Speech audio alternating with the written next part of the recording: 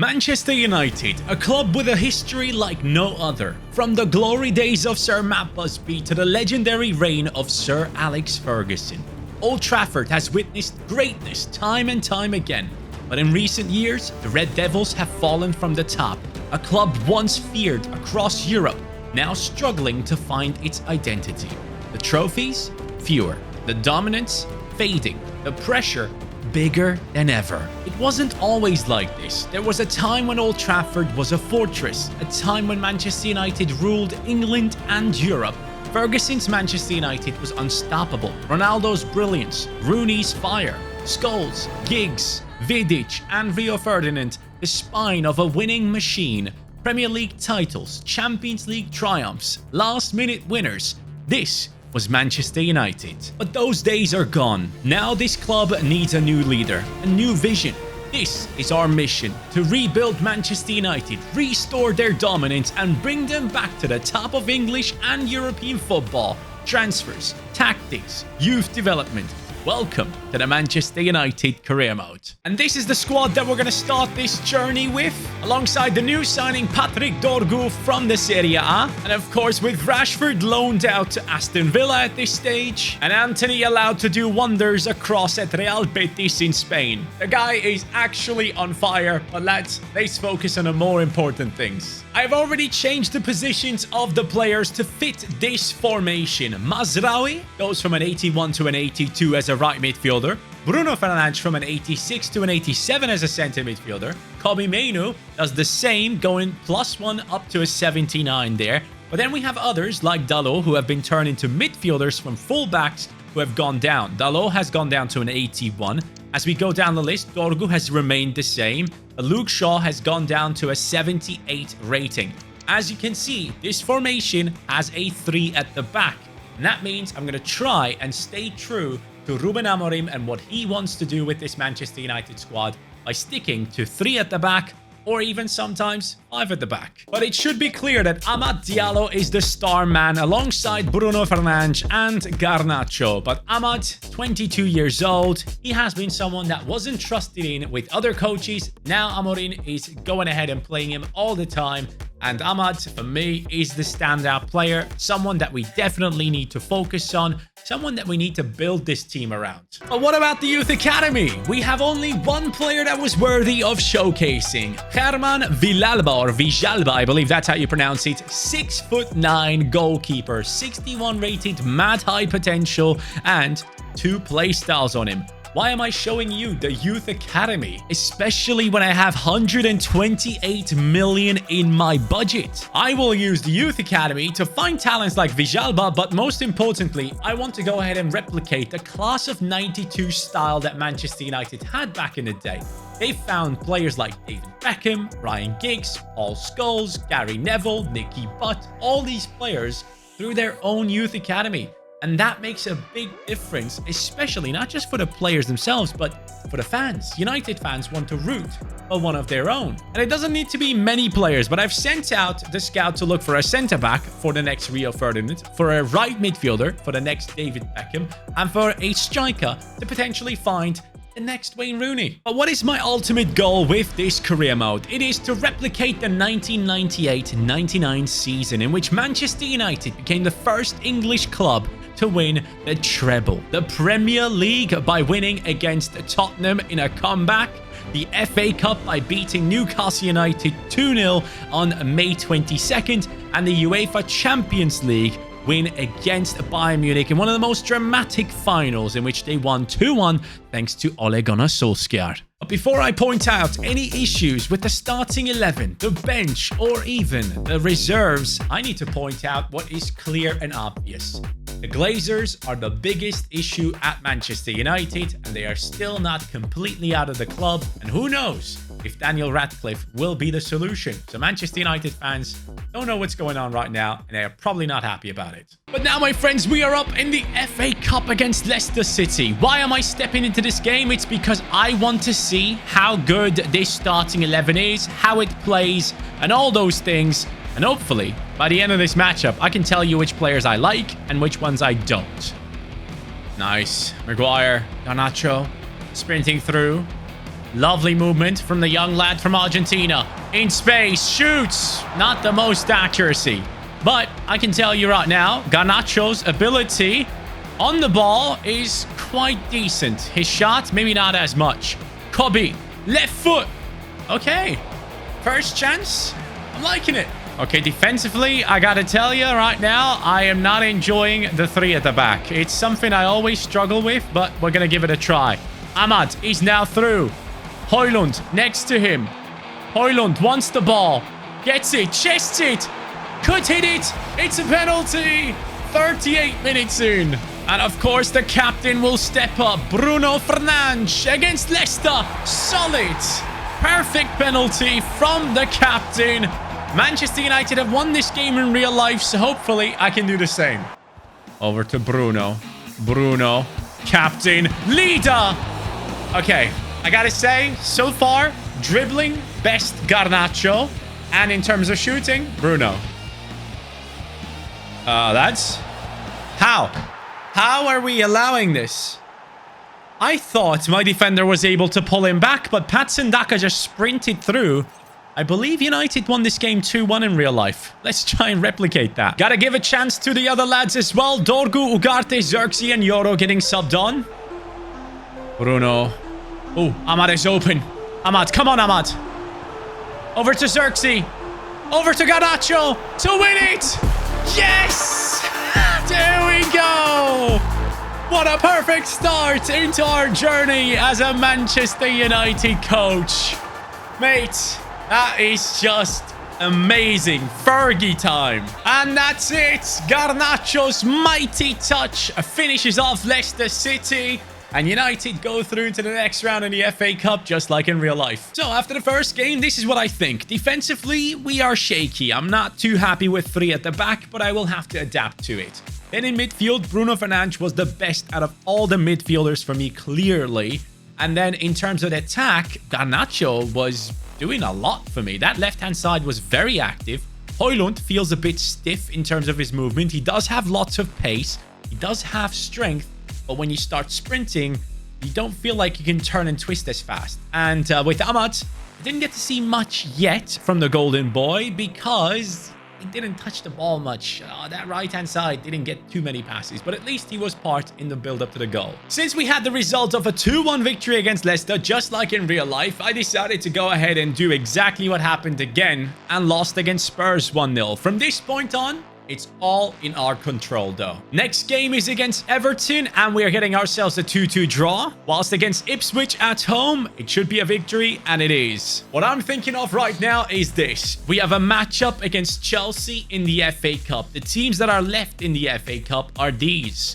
Aston Villa is a big one. Liverpool is a big one. And also Newcastle United. So I'm seeing a chance right here in picking up a trophy for Manchester United this season already. And let's not forget, we are also part of the Europa League up against Midtjylland in around of 16. So what's up? We're back at Old Trafford and we're up against Chelsea in the FA Cup. Big opponent. If we can get past them, I'm hopeful. But as we go into this game, Ahmad is replaced by Xerxes and Dorgu is taking over that left midfield position because we have too many players who are tired. What a ball from Kobe. Højlund. Xerxes down the right. Xerxes, lovely movement. Wow, how the hell are we through? Garnacho, score! But it's not done yet. No one's getting across to Jadon Sancho. And that's it. That is Chelsea taking the lead thanks to Jadon Sancho. That is possibly the most painful outcome we could have had. Oh no, I'm falling apart properly. Wow, that's bad. This Manchester United defense is very shaky, and I can tell now against Chelsea. You know what I'm also realizing just now? Where are the impact substitutes? I mean, if Ahmad was fit, he would be playing anyways. Xerxes is not necessarily an impact substitute for me. And I'm looking at the rest of the bench and just thinking, this is all just not good enough. We definitely need to change a lot about this team. Couple of seconds left in this game. Looking for Bruno. He takes it onto his right, hits the post. It all does not help. We're going to lose this matchup against Chelsea at home in the FA Cup. a horrific way to lose out on another trophy that we could have potentially gone for. That's it. Amorim and his boys are out of the FA Cup. Now the only thing that we have left is actually the Europa League. That's the only way we can qualify for European football, and it could be the Champions League if we end up winning this. So the first game against Midtjylland is a 2-2 draw. Then against Arsenal, we lose, obviously. But this obviously means I need to step into the game against Midtjylland, and I'm realizing that my entire team is tired, man. This is a big issue. Garnacho is basically done. We have to play Dorgu at left wing, and for the right wing, I don't even have anyone for it. Wow, we don't have another attacking option? My God, this team is terrible. I'm just going to do what Amorim does. I'm going to put Bruno up top, and Ugarte and Meno take over the midfield. That's how it is. Bro, if I end up getting kicked out of Europa League football by Midtjylland, I'm going to lose it. Ahmad, love that. Ugarte now dealing as an attacking player for us. Oh, there's space. Dorgu. No. I might actually get kicked out by Midtjylland, bro. What is happening here? Dorgu. Bruno is open again. We are actually going into extra time against Midtjylland. I cannot believe I'm saying this, but I'm going into penalties against Midtjylland. I might genuinely drop out against them. How insane is that? Bruno hits the post. You got to be kidding. Buxa scores. Xerxes scores. Onana feints to the left and grabs that. Højlund. Golasso. Onana again. Stutter step to the left and he gets it. Eriksen saved. Onana saves again. Casemiro to win it all. Yes.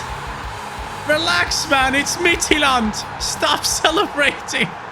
Oh, man.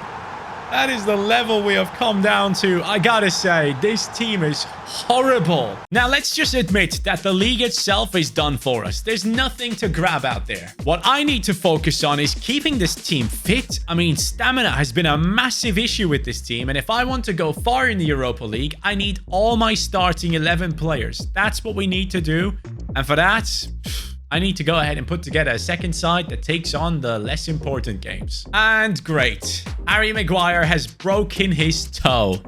As if I needed more tough things to deal with. So let's see what the team can do in the remaining Prem games. 3-1 against Leicester City. Then it's Nottingham Forest and it's a 2-2 draw. Manchester City will probably smash us. Well, they didn't. Our next opponent in the Europa League has now been drawn. And we are looking at PAOK from Greece. And the other teams that we see in there, the biggest one I would say is Spurs alongside AS Roma.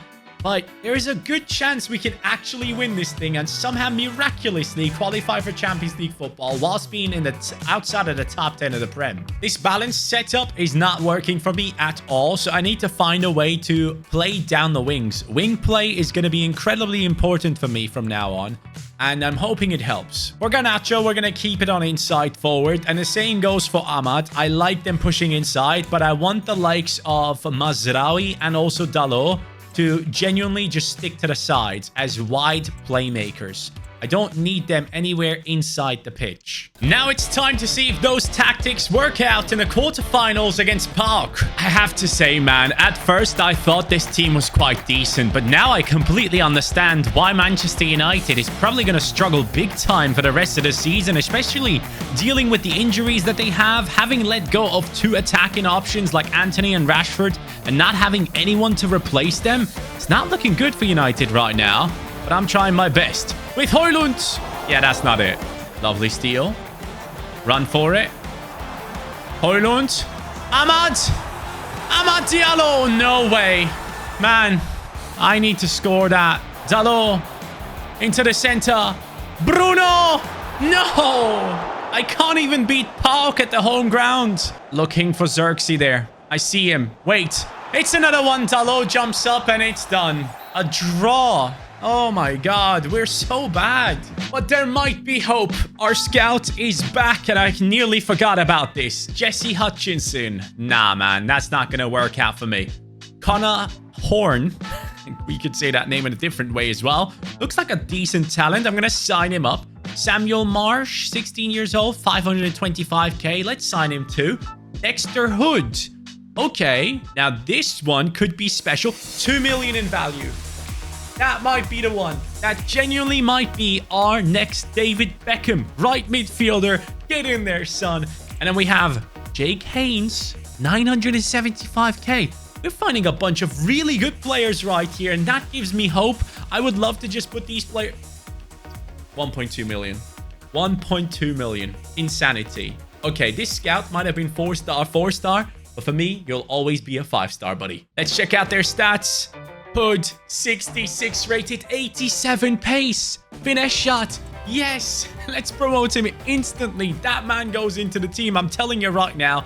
The other ones, I think I'm going to keep in the youth academy because right now I need attacking options off the bench, not necessarily defensive ones. And this will allow them to grow in here. I want to use that youth academy player straight away. First up, Newcastle 1-1. And now look at this. We have to put Xerxes on the left wing, and Hood has to come in as a right wing for me, while Dorgu comes on instead of Mazraoui, and Dalot goes over to the right. And defensively, it's shocking again. Like, I don't know what the issue is with this team in terms of stamina, but they are definitely struggling. And this team is crying out for more players that can help us. And there he is, the young kid making his debut for Manchester United. Maybe he is well and truly the next David Beckham. Luke Shaw, I also put into the starting 11 now, by the way. Just so you know. Xerxes. Hood. Right there. Finds his teammate. Højlund. Off the assist from Hood. He instantly gets a goal contribution. United fans, rejoice. You might have a little bit of hope in this remainder of the season. Maybe we can go for the Europa League. No! Penalty! Oh my god, man. Why? Come on, Onana. We saved multiple pens in the past. I literally went to the right, and he just jumped to the left. Onana has his own mind. Xerxes. Make a run. Shoot! Hood! No way you missed that. I can't believe it. Dorgu. Sending Højlund on a run. That is a quality ball. Gotta give it to him. Yes! Yes, Højlund! Okay, we're back up front. Hood might just be through. An assist and a goal on his debut for Manchester United. This is what we needed. Mate, this is exactly how I imagined it could be, and it's even better, actually. Hood, a goal and an assist. United fans, we have someone new to celebrate. And with that, the game ends 4-1. Højlund scores one more time. I'm impressed at our luck right here in the Europa League. We're up against Olympiacos, yet another side from Greece. And on the other side, it probably will end up being AS Roma going through, but Fenerbahce would be perfect because that team is being managed by Mourinho, a former Manchester United coach. So let's get there as fast as we can. Losing against Wolves, making up for it against Bournemouth, and going into this matchup in Greece, of course, Hood is back into the starting 11. And that is, of course, because the players that played the Premier League games were the highest rated ones. So Ahmad is tired again. And that's something we need to look at for sure going into the next year. I need to work on the stamina of these players. But now, let's work on winning. Mazraoui! Good shot. Dalot doing really well there. Xerxes cuts inside. Gets past a couple. Now finds Hood! Crossbar. Nah, man. I thought he actually scored again. Bruno, great ball. Over to Højlund. Hood again. Yes! He is actually my freaking hero. Mate, I am controlling Manchester United, a team filled with players that earn hundreds of thousands a week. And then one youth academy player comes through and changes everything. Jump, lads. Jump. I thought they would jump a second time. What a free kick from Yazici. Bruno, please, someone find the pass into the kid. There we go. Højlund sprinting through. Strength and pace and power and accuracy. United is back. Back. Over. Bruno. Højlund. It's done. The game is finished. 2-1. I will take it. By the way, right now in the Premier League, we're still shocking. 14th. Next up, it's Brentford away from home. At least we win that one. And here's the second leg against Olympiacos now. I have changed a few things about the starting lineup. The good lads, the higher rated ones, are back in the starting 11. My strikers are all without stamina, so Højlund has to play this. Please. 4-3 on aggregate and we are through. Bro, it's all way too close. On the other side, it's Fener and AS Roma. 2-1. We're actually facing Mourinho. It's gonna happen.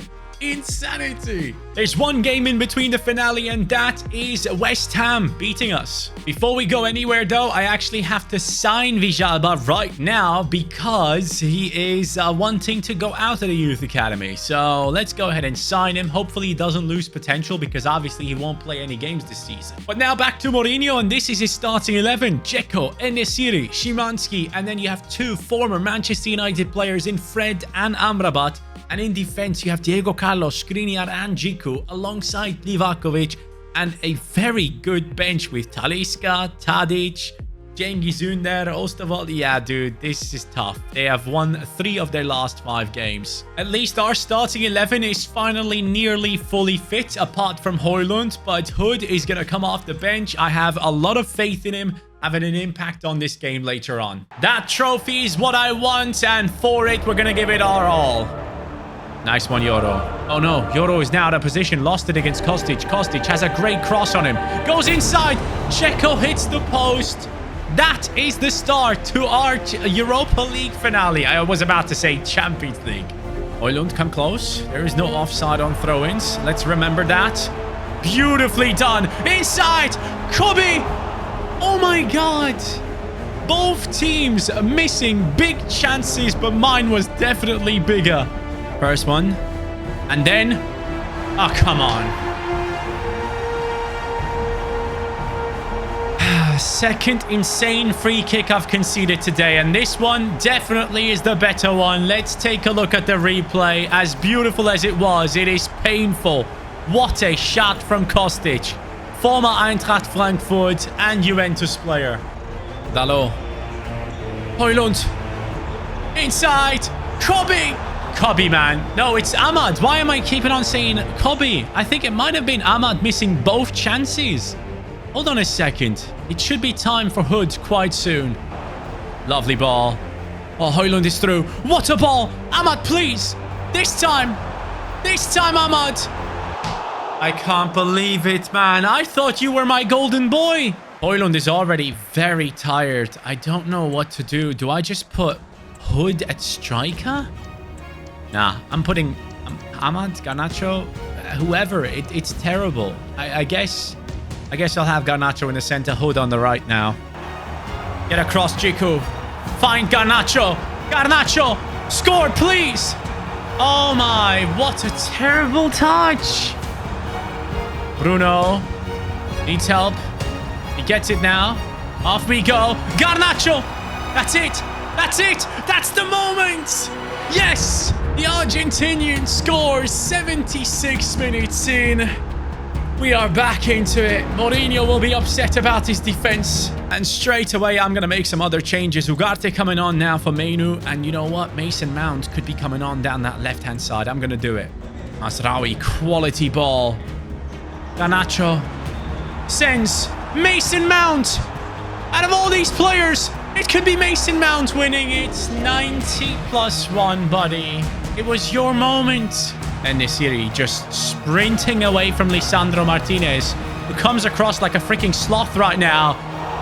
I should have conceded. Mourinho? Yeah, sorry, buddy. Lovely. There we go. Come on. Hood to get an assist. Are you kidding me? Please give me a pen. Please let that be a pen. I don't know what it is. It's a foul for sure. It's not a pen. Bro, for once in my life, I just want to score a free kick. Please let that be that moment. Bruno Fernandes. Lots of power. Hits it. Yes! Let's go! That might legit be my first ever free kick scored on FC25. And it's happening on the biggest occasion for Manchester United. The Premier League didn't work out. FA Cup didn't work out. Carabao Cup we lost. And we only had the Europa League. And this might be the moment for the captain to win it. Bruno What a freaking strike. Are you kidding me? No chance. Dalot sprinting away from these defenders. Dalot, I love that. Hold on to it. Just 1 minute left. Just one more minute. Over to Hood. I want him to have the last touch in the Europa League finale. And he nearly scores with it. But it's done. I can't even begin to explain how massive this trophy is. It reminds me of when Jose Mourinho managed to win a trophy with the Manchester United squad that was terrible. And only later on, people acknowledged that that was possibly one of his biggest achievements. And I gotta say for myself, this is probably one of my biggest achievements when it comes down to career mode on FC25. This team does not feel good at all. There is so much work to do. But at least we won the Europa League and we qualified for Champions League through it. So let's finish off the Premier League season. 3-3 draw against Aston Villa. And finally, it is Chelsea, and we win 2-0. That now has us finishing in the 14th position with a -3 goal difference. Horrific. And I genuinely cannot wait to upgrade this team massively as we go into the next season. And that, my friends, is where you, the assistant coaches, need to come in and help me out, because this is not going to be easy. But what I do love is the fact that we will probably have a ton of money to spend.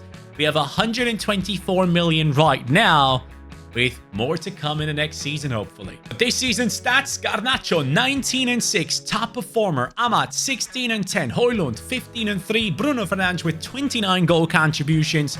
Oh, and let's not forget, Jadon Sancho is yet to return from his loan, and we need to also make a decision there, because I believe United fans are not too happy with Jadon Sancho, so there is probably going to be a reason as to why we should be selling him on. But Hood, thank you for coming out of the Youth Academy. Gone up to a 67, 5 goal contributions in 7 games.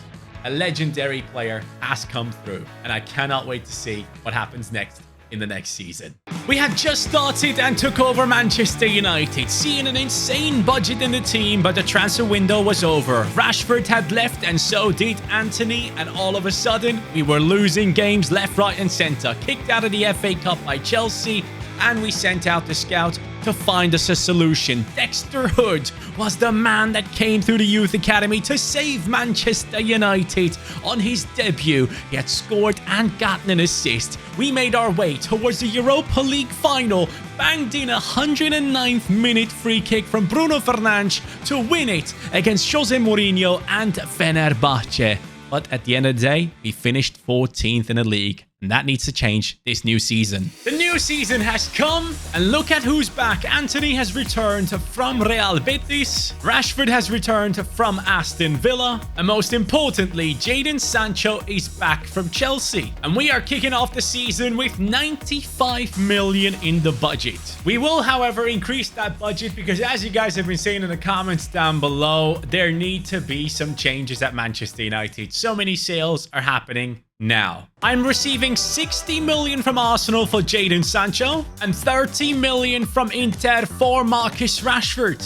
And finally, Porto will be paying 20 million for Anthony. Actually, I end up sending Anthony back to Real Betis, which was great. But the other ones apparently didn't want the guys that they loaned in. Let's go ahead and take a look at our budget after these moves. Well, it is moving up significantly, up to 198 million. And that is only after 3 sales. And guess what? You guys wanted one specific player to come in the comments down below. So many times his name has been mentioned. So of course I have to deliver for the assistant coaches. Quenda is joining Manchester United as the first signing for me in this career mode. I couldn't be more excited. We've signed him for 30 million. Finally, we are bringing in attacking substitutions that actually can have an impact on our games. Quenda comes in at the age of 18 with 87 pace, 82 dribbling, 4-star skill moves, 4-star weak foot, no play styles, which really surprises me, but I do feel like he will fit in perfectly into this team. Now, Garnacho and Ahmad are in a great position to hold on to their spots, but Mazraoui and Dalot, as much as I like them, they might be too defensive, and I might want to go all out attacking with Manchester United. So for that reason, we might just pop in players like Quenda into the starting 11, or even bring in Hood into that right midfield position. I know this sounds insane, but might be an opportunity to go ahead and change things here. And even, I would say, Hood goes striker, Ahmad drops into right midfield, as some of you guys have been suggesting. Now I've actually gone on a loan spree. Vitek, Kolya, Wheatley, Williams, and also Vijalba, all of them have gone out on loan. We want these guys to keep building themselves up away from the club, because they won't be getting playtime here. So now it is time to test out our squad in the UEFA Super Cup. Champions League winners Inter against Europa League winners Manchester United. And of course, we only brought in one new player so far. More to come for sure. Some of them will be coming in this transfer window and some more in the January transfer window as the suggestions trickle in from you guys in the comments. And we could have started terribly there. Yes, Lisandro, thank you very much. Ahmad straight away into Hood. Man, he is on the run instantly. Hood needs more help. There we go. Lovely pass. Garnacho, left-footed shot. Lautaro, that's good football. De Ligt can't get there. Lautaro Martinez. I can't believe he was able to pull off a freaking power shot in that situation. The camera zoomed in, so he was loading up a power shot there. 1-0. They're Champions League winners for a reason. I can't create chances like that yet. Good ball into Hood. Go find Højlund. I love that. Højlund onto his left. Oh, mate, he moves like a tank. And I gotta say, that's one of the main issues I have with Højlund. He has strength. He has power to get in behind. He has the speed. But the agility and the reactions, the balance, it just is not there for me. And I'm struggling with it. I don't like this. Taremi has been subbed on. What a ball. Lautaro again, 2-0. Inter is just better. Let's be real. Good passing. Hood is through. Youth Academy for the win. Nope. Not even for a goal. Not necessarily a win. Come on. Make a run for it, Hood. Get me a goal in the 90th minute. He won't. And with that, it is finished. Inter lift the Super Cup. We just don't deserve it yet. It's painful to watch this along, but this should be motivation for the rest of the season because we have to set some goals that we need to achieve, just like Inter have done now. First of all, we need to sign at least 3 new players to really change how Manchester United is playing. Then I want to achieve a top 6 finish this season, along with either an FA Cup title or a Carabao Cup title. Before I start making my transfers, let's address a few things. First of all, it's not Daniel Radcliffe, but Jim Radcliffe. I got it, lads. And on top of it, the training suggestions, I have a problem with that. You guys were suggesting to change the training, but for some odd reason, I've gone ahead and put training at fixed rate. So that's the reason why my players are getting tired so quickly. I guess we'll just see it as another challenge because I can't impact training. This is a transfer for me, a player I personally think will be perfect for my team. I am going ham and spending 63 million on Ezequiel Palacios. Lads, this well and truly will change the way this team plays. For me, in my opinion, this guy last season specifically was one of the best players, specifically midfielders in world football. In that season where Leverkusen has gone unbeaten, I desperately wanted Liverpool to go ahead and sign him because I truly believe that Palacios is a different breed. And Cobby, do not get me wrong, I have absolutely nothing against you. Mason Mount will be moved on from the team, but we're going to bring in Palacios for instant support now. And that way, Cobby gets to go ahead and play multiple games as well. As a substitute, he will always be my first substitute and even start some games at times.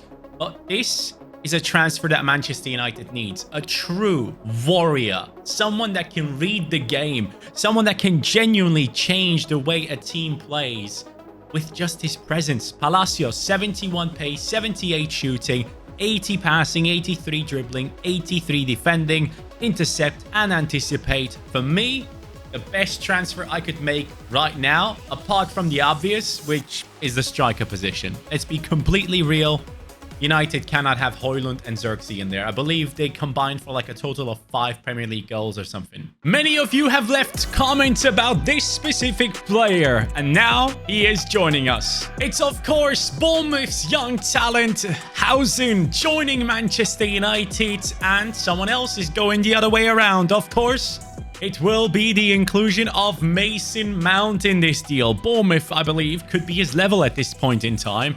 Having said that, Bournemouth is ahead of Manchester United in the Premier League, but you know what I mean by that. So let's bring in Housen into this team. I believe this is going to be a huge signing for us because Lindelöf is 31. I'm trying to move him on. Evans is 37, and we need backups to our centre-backs. Maguire, obviously, is also still part of this team, but Housen is an incredible talent. Someone that Manchester United should invest into like they did with Euro as well. I believe any Premier League team that is in the part of the top 6 usually should be wanting to sign this guy. 20 years old, 6'5", block, intercept, slide tackle. Our second massive signing for Manchester United. I was just setting up the reserves team and realized one thing. We have backups for left wing, left midfield. We have one centre midfielder, a right midfielder. We do have a striker, but we're lacking another winger. And we are also lacking another centre midfielder there. Backups for centre back, we have plenty now, which I'm very happy with. We also still have Lindelöf, who can go in there. And Bayındır is obviously backing up Onana, who I know a lot of Man United fans are not happy with, but we'll hold on to him for now because he has cost too much money. But yeah, that's what the situation is. We need to sign players for centre midfield and right wing as backups. Let me know in the comments. Now it's time to step into the first Premier League game of the season against Tottenham. Xerxes is playing up top because Højlund is tired. I will find a solution to this issue with mods. So from this game onwards, we will change that, lads, just so you know. But Housen gets his first chance to play for our team as well. And Palacios will be running down that midfield alongside Bruno. Solanke. Oh, no. That's bad. Bad defending. Bad defending. I gotta say, I'm struggling with this formation of Amorim. Should I change it? Let me know in the comments down below, guys. It could be a massive issue as we move throughout the season. And I'm just already feeling it. What the hell are they doing? What are you doing? Spurs! I wasn't looking for a gift, but thank you very much. This is an ultimate, by the way. Let's take another look at it. Pedro Porro, or whoever that is, lobs it back to Vicario, and he's like, yeah, I'm a Man United fan. Look at that. Are you kidding? What is he doing? Heung-min Son sprinting away from Maguire. Housen needs to come across, and he does help. What? Nah, you're kidding. The first game of Housen, he gives away a penalty? That is horrible. Heung-min Son, left. Left. Ah, come on, Onana. I was going the right way. Nice one, Luke. Thank you, Luke Shaw. Dalot. Sending Garnacho. Garnacho cuts inside. Beautiful. Why would he pass it there? I wanted Amat on the other side, but I could have also taken the shot. I'm just making bad decisions. Johnson does really well to hold on to it. They are just playing with my team right now. This is painful to watch. Housen comes in with one tackle. Can he get another one in? No. This game is done. We have lost against Tottenham in the season opener. Manchester United starting off the season just as bad as the last one ended. Let's try and fix it. One of you guys was suggesting to change the formation to use 2 attacking midfielders behind the striker. This could maybe be better for our team. With these changes though, when Garnacho becomes an attacking mid, he drops to a 79 rating, whilst Amat goes up to an 81. And this way, I'm thinking we can actually do better with this team. Maybe playing through the center is the way to go. That way, Dalot and Mazraoui can just run up and down that wing, and we just have to focus on playing everything centrally a bit more. As Manchester United, we need to do better. And for that reason, I'm signing Morgan Rogers. Yes, this man who has 10 goal contributions for Aston Villa so far this season in real life. He comes in for Casemiro plus 35 million. He's an attacking midfielder who in this new formation could be ideal. He will be competing for his spot against the likes of Garnacho, against the likes of Ahmad. Honestly, I think I want Garnacho to be a left midfielder. That way, Dalot, I don't necessarily like him too much. He can be a backup for our team. And then we can just put Rodgers into that cam position. Garnacho, Rodgers on one side, Ahmad and Mazraoui on the other.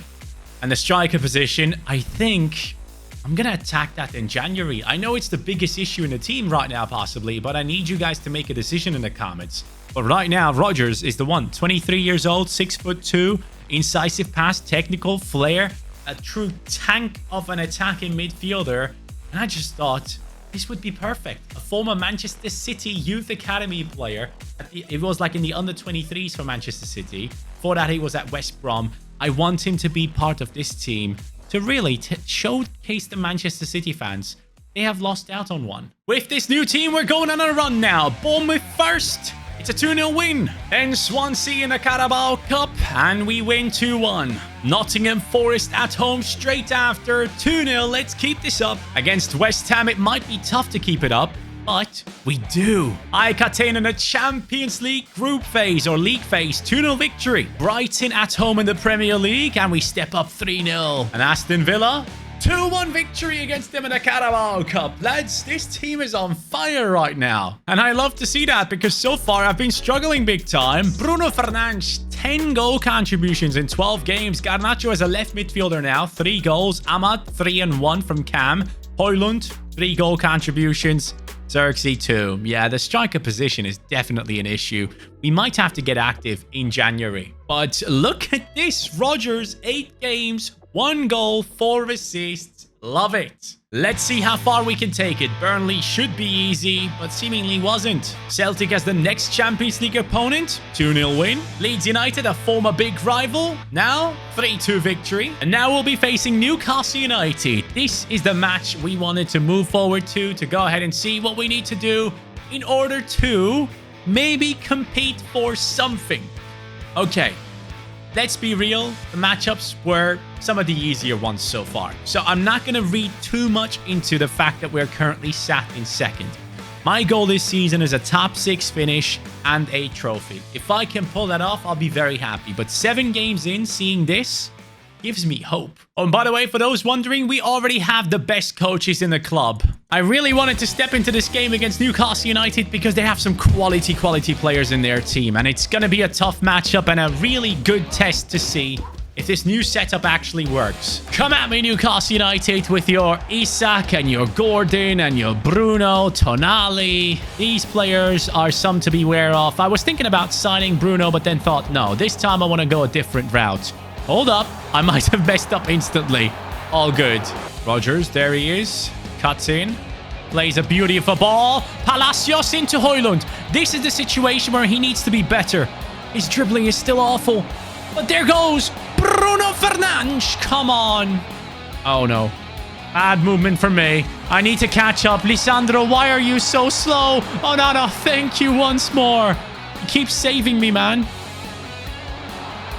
And I keep bottling it.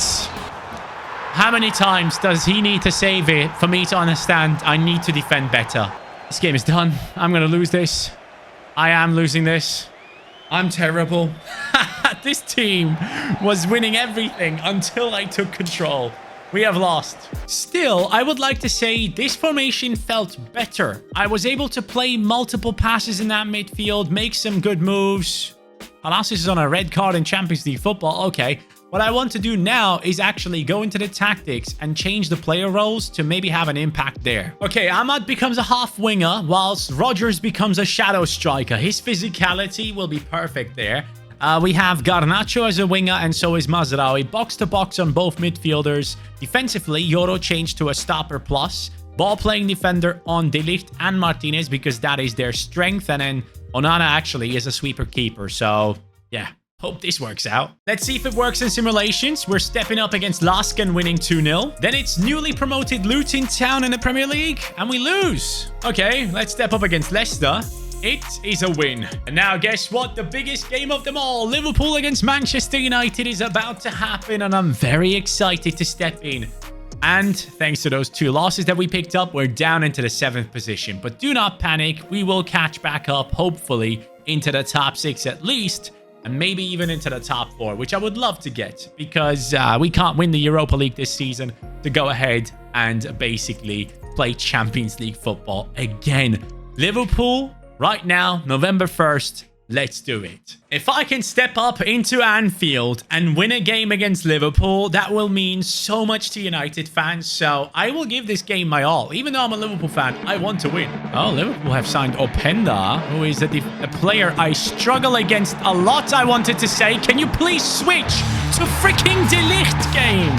Oh my God, man. I switched like 8 players right there. What the hell? De Ligt was in the perfect position to get close to Openda a mile ago, but it just kept switching to players behind him. How does that make sense? Rodgers steps in. Dude, he has so much strength. Quality ball. Højlund finds him again. Rodgers hits it. I like Rodgers so far. Gotta say, great transfer. Mazraoui, good ball. Ahmad, sprint away. Sprint away, buddy. Now find Højlund. There we go. Højlund, come on. Come on. Show him what you're made of. You're made of misses. 0 finishing. Win that for me, De Ligt. Thank you. Palacios on his left. Mamardashvili is annoying. Ahmad. Love that from you. Please. I thought I had it. I genuinely did. Come on, man. Just one last minute equalizer. It would give these fans so much. Bruno. Oh, he nearly freaking did it. Ahmad. Stood next to Bruno. Bruno, far post. I see someone. Xerxes! Nope. It's done. We're going to lose this game. I can't believe it, man. I'm so bad with this formation. I've tried multiple things. It just still won't work. The 3 at the back. It's just not for me, I think. I just don't think it is. But hey, at least we are at the top of Champions League football. So, yes. Nah, but all jokes aside, can I please change the 3 at the back to something stronger? I beg. The team steps up against Dortmund and loses. Then against Everton to draw. Later on, it's a battle against Brentford, which we win 3-0. Champions League footy against Ferencváros, and we lose. To then hopefully step up against Fulham and win, right? Yes. Look, just for argument's sake, I'm going to change this formation because I'm about to go into a massive game against Arsenal. 5th against 7th. Former big rivals. I want to see if the 4 at the back works for me. And this is how the setup looks. Højlund, Garnacho, Ahmad, with Rodgers in camp, Palacios and Bruno in centre midfield, Mazraoui and Dalot in fullback, Martinez and De Ligt in centre back, with Onana in goal. I gotta be winning this. Please, I need to prove that my tactics are better than Amorim's. Let's do this. In the centre, Højlund make a run. Højlund, left foot! Great start, see? Bruno. Okay, it's okay, it's okay. I'm still on it. Bruno might be injured. Oh, no. Oh, no. Bruno, please stand up. I beg, I need you. Rodgers. Bruno stands back up. Rodgers. Yes, Rodgers! Yes, Rodgers! Morgan Rodgers scores in front of the Old Trafford fans. Oh, mate.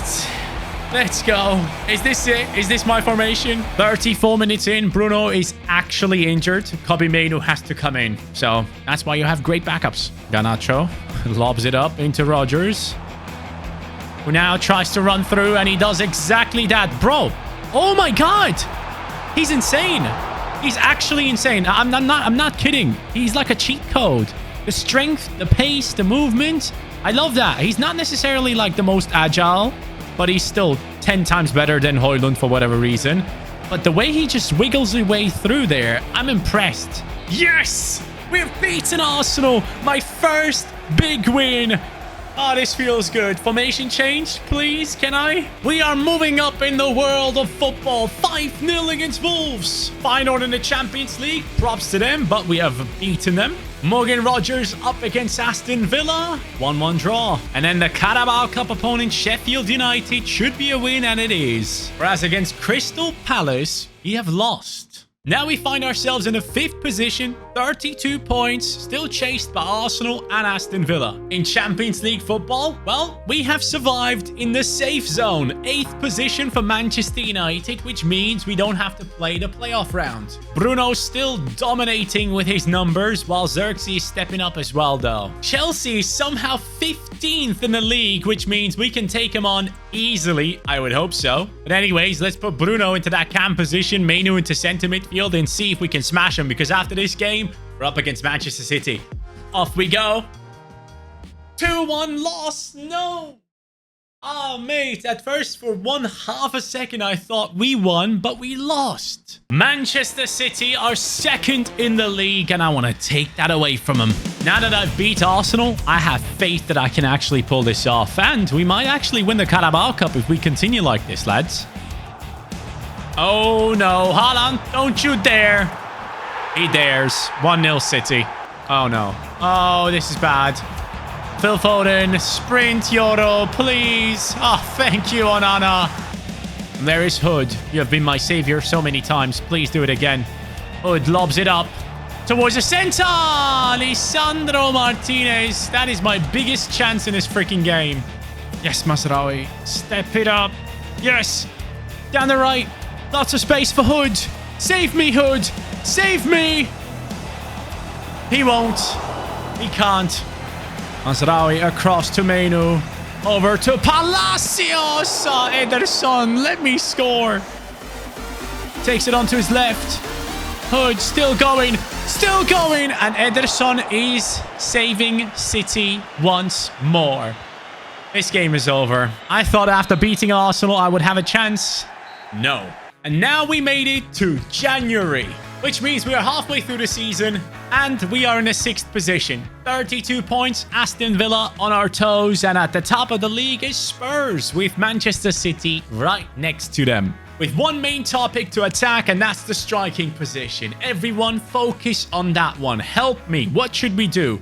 Højlund and Xerxes, sell them, keep them. What is the right decision? Does any one of them deserve another chance? Or should we let both of them go? Bring in a top main striker and an actual backup to him as well. All of that is now in the hands of my assistant coaches, who have about, what? About 80 million to spend as we speak. If we were to sell players, that would go up even more. So, can't wait for the January transfer window. Last time we sold Sancho, Rashford, and on top of it, Anthony, to bring together a budget of 198 million and start spending. First, it was Quenda from Sporting. Then it was the loss against Inter in the Super Cup. But then we stepped up once more and bought ourselves Ezequiel Palacios as a box-to-box midfielder. And we didn't stop there. Housen has now become a part of Manchester United as well. And finally, the big piece to the puzzle. Morgan Rogers came in and instantly had an impact in our massive win against Arsenal. He was looking great, but the squad wasn't. The struggles with the formation continue. And now in January, we are sat in a 6th position with 32 points, a budget of about 80 million pounds, and over 380 comments to read through in order to go ahead and improve this team and the tactics of it. So shout out to my assistant coaches as always. First of all, let's address the top comment of the last episode. A man that has taken his time to explain a lot of things to me, and I much respect it. And because of it, I have now changed the formation back to a 3-4-2-1, in which we will have 2 attacking midfielders backing up Højlund. This time it's going to be Rogers and Ahmad playing together, but Dalot and Mazraoui are going to be holding down the left midfield and right midfield, because with the ball, these guys can move forward, but without the ball, we will need them to help us defend. And that is why I've put them on wide midfielder, focus, defense. I need that to happen because obviously 3 at the back has been an issue for me, and when I am not having the ball, I need them to come back and defend. So hopefully this will be quite a good thing. Whilst I actually want to have, do I want him as a half winger? Not necessarily. I want him as a shadow striker. That's what I want for Morgan Rogers. I believe that's the perfect solution for him. Ahmad could play as a half winger, but then again, that would be kind of against what we're trying to do. We want these players to be somewhat inside, and as that comment has said as well, so hopefully Classic 10 works for Ahmad. But maybe this finally fixes my formation issue. If it doesn't, we're going to a different formation completely. When it comes to the striking position, so many comments came in suggesting players from everywhere. But this is the list I have compiled for now. The obvious choice, Victor Osimhen, 89 rated, former Napoli, current Galatasaray striker. The fact that he's over there surprises me still. He is someone that many of you guys want. But then again, we could have someone like Alexander Isak, who is a Premier League proven player, suggested by many of you. Or we can go for Victor Gyökeres, who obviously played for Amorim. He knows exactly how to get the best out of him. It would be the most obvious choice. For me, the best choice, genuinely speaking, the one that would really change the way Manchester United use that striker role could be Julian Alvarez, 87 rated at this stage, scoring goals and getting assists for fun at Atletico Madrid alongside Griezmann. This could be a huge one considering he's a former Manchester City player. If we could get someone like him into the team, it would really hurt the league. Seeing him back in the Prem would make Pep quite sad. But then Dusan Vlahovic has been suggested because he has been dropped down from the starting 11 by Juventus and replaced by Kolo Muani. Ademola Lookman was suggested many times, even though some people disagreed with it. Šeško suggested 100 times. Girassi was in there. Gonzalo Ramos could be the next Ronaldo, has been said. Cunha, who's also Premier League proven, doing it for a team that is not as good. And could just step in and score goals for fun for me because I know in gameplay he's going to be incredible, but his actual rating might not be good enough. Maximilian Bayer has been suggested, alongside players like Retegui and Adli and Delap. So basically you can tell this list is filled with so many incredible players, but it's so hard to make a decision here. The right decision for this team. First decision I've made for one of our strikers, Xerxes. I've converted him into an attacking midfielder because I don't think he needs to be a lone striker. He needs to be someone that can drop a little bit deeper and help out the team. He's an 80 rated attacking mid to back up Ahmad and Rodgers from this point on. And on the other hand, Højlund, I'm sorry, man. I'm going to have to put you onto the transfer list. One day he might turn out to be great, but for us, it just isn't working, and there's no reason to force it. For now, we're stepping past the game against Brentford and losing, only to realize that Santiago Jimenez now plays for them, 83 rated. I'm going to put him into the shortlist too. Whoa, 2 teams have snapped up Højlund. He must have had a release clause, 38.8 million. Chelsea and Arsenal want to sign him instantly. I had no clue that he had a release clause. So that means he's worth 31 million. They're going to pay 38. I guess that's okay. Before we do anything on the transfer market in January, we're stepping into the Carabao Cup semi-final against Arsenal. And you know, I need to win at least one trophy this season. Let it be the Carabao Cup. I'll be fine. And this is also a big test for the new formation setup, the new tactics, all of it. I'm desperately hoping that this will be successful because I want to play the Amorim style. I really do. But so far, it's been hard, man. Let's smash this with Palacios to let Arsenal know that they don't need to be scared of any of our shots. That was terrible. Palacios getting across. Bukayo Saka is being shut down. Wait. Kai Havertz scores. Lovely pass. I think my biggest issue is the fact that my centre-backs, my wide centre-backs, are getting pushed out too much. I would like them to be a lot more narrow. How can I facilitate that? Please help. Okay, great. For whatever reason, I cannot change my formation in game. Lovely. Now the game is against me as well. Heel to heel. Sprinting away. Hood! Left foot! Mate, I can't be relying on such a youngster to constantly have an impact. I feel bad for him. He had an amazing first season. Now, obviously, he's on the bench. But every time he comes on, he has a massive impact. That's it. We've lost. We have lost. But is there 2 legs in the Carabao Cup semi-final? Okay, so here is what I wanted to change to in-game, but it didn't let me. This was a comment from you guys suggested many, many times to actually play 5-2-3. So I will probably have two separate formations to play with at times.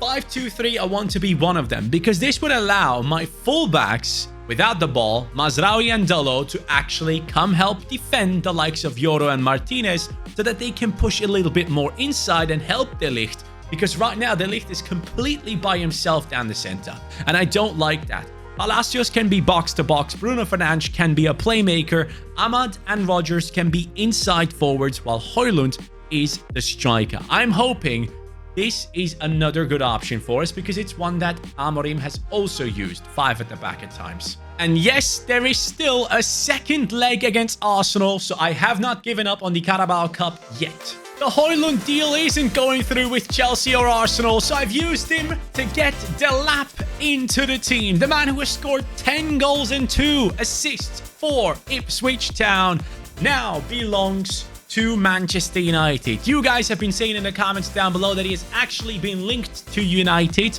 so I've decided to bring him in as a striker, but as the backup striker.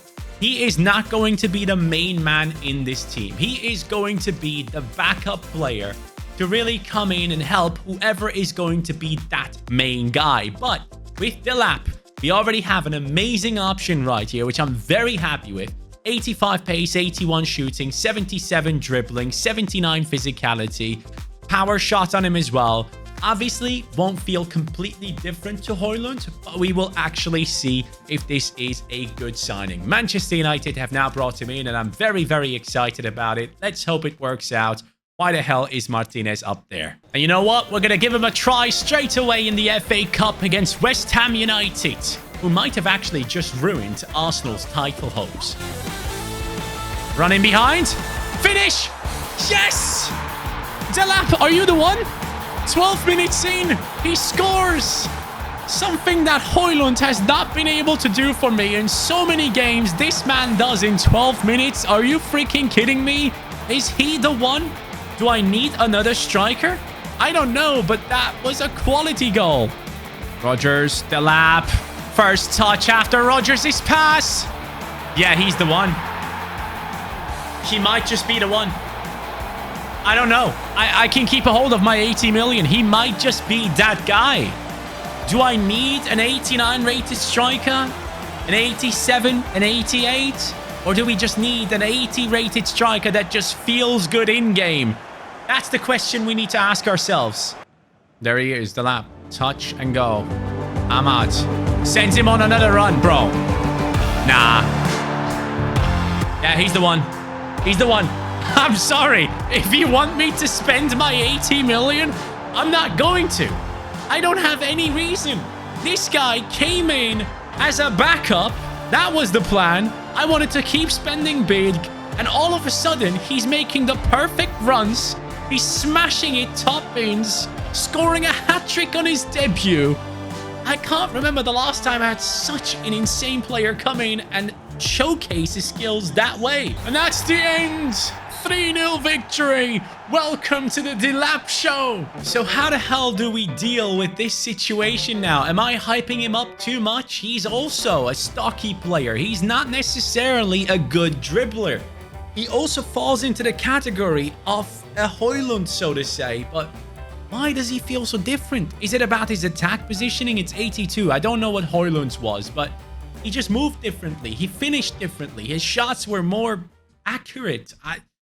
It's tough. Let's see how things go after that matchup. Now Everton in the league, 1-1 draw. After that, we're facing Arsenal once again. Another draw. Villarreal in a Champions League matchup. Again, a draw. Fulham at home. Surely we can win this, please. We lose. That now puts us into the 7th position in the league with a 4-point gap to Aston Villa. But there's a reason as to why I wanted to move forward in the calendar. Now we're facing Bayern Munich, 2nd placed in the Champions League. This is another test for Delap. If he performs, I'm not buying another striker. Maybe in this matchup, we will actually get to see if it all was just a fluke or if it's true. If he is the one for our team. Delap, let's see what you got once again.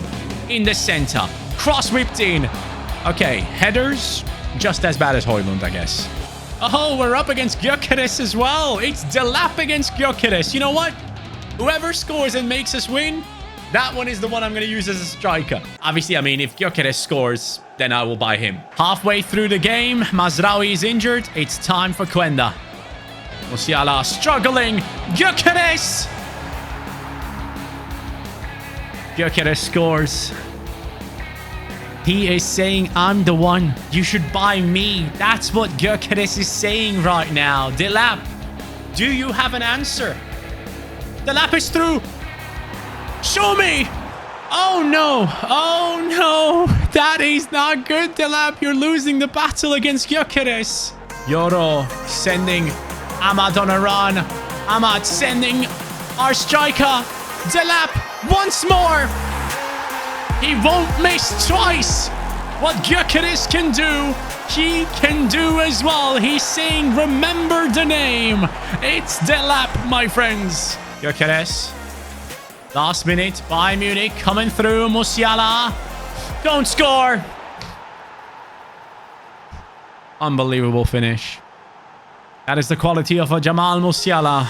We have lost this game. Seems like we're taking another massive L from that game. Mazraoui is injured for 2 months. But one positive is Delap has already gone up to an 81. This guy's only 22 years old. He has proven that he can stand on business against Gyökeres. Yes, Gyökeres scored, but he responded. And that makes me think, this guy's up for it. And I'm up for it too. He has scored in every game he played. I think I'm sticking around with Delap. I can't believe I'm saying this. And you know why? Because Manchester United this season is 7th with 34 points as we speak and miles away from Manchester City with 58. That tells me no matter who I sign right now, we won't win the Premier League. I want a Carabao Cup or an FA Cup. That would be lovely. We still compete in Champions League football. But in the situation that we are in, I don't think we need a top signing. We just need someone that works for us. And now we're going to be smooth sailing past transfer deadline day. 2-0 victory against Chelsea. To now face Arsenal once again in the Carabao Cup and make up for the loss. Please just prove me right here, Delap. Please help us make this comeback happen. Waits for the Delap run. Times it to perfection. Delap turns, twists, goes right at Raya and scores! He's the one! I swear to God, he's the one. Honestly, when I put together the striker list, he was at the bottom and I thought, nah, there's no way. I have way bigger names. But no, he was supposed to be here at Manchester United. Saka. Bukayo, good pass. Oh, wow. That's impressive. That sadly is extremely impressive. Do you guys mind? Do you guys mind putting in tackles, man? It's done. We have lost against Arsenal. They kicked us out of the Carabao Cup. At the end of this game, one thing is clear. Offensively, we might have solved our problems, but defensively, we might have to go to that 5-2-3. So from now on, we're switching from Manchester United default to 5 at the back. Now we have the FA Cup remaining. Round 4 against Watford, 3-0 win. Napoli away from home in the round of 16, we win 2-0. Crystal Palace at home, 3-0 victory with Delap man of the match. And to finish off Napoli at home, we are winning 2-0 again. We're trying to step up our game in the Prem, but it's a 1-1 draw against Newcastle. After that, an easier matchup against Leeds. The FA Cup draw was nice to us. QPR 4-1 victory. After all that action, Manchester United is still in 7th with 44 points, but just one victory could take us to 5th. And in the Champions League, we're matched up against Bayern Munich again. The loss of Mazraoui is quite big, but for now, we're going to have to play Dorgu at left back in this 5 at the back formation. Let's see if this actually is enough to beat Bayern Munich. It's the matchup at our home ground. Gyökeres against Delap again. So far, it's 1-1 between them. Bruno getting slight tackled from behind. Gyökeres, what is wrong with you? Why is he so mad? What did he get? Red card! Get out of here! Okay, they have a red card. We need to switch up the tactics. We're going to go across to Man United default again. Oh, I'm completely open. Last minute again. Jamal Musiala this time fails.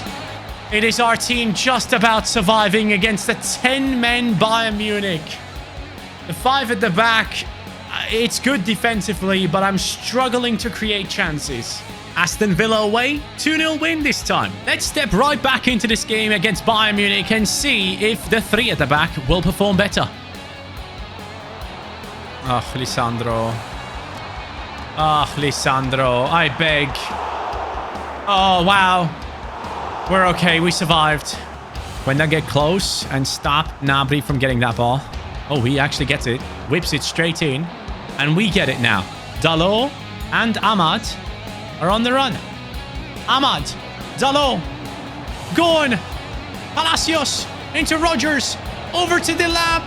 No way. What a terrible pass, Rodgers. 90 plus 2. Is he going to play this short by any chance? Upamecano. It's done. We're going into extra time. 5 changes going into extra time. I hope it helps. Oh, Bayern just playing that triangle football and ruining me. Wow. That's a good goal. A very good goal. Ahmad. Delap. Run. Run, Delap. You can do this.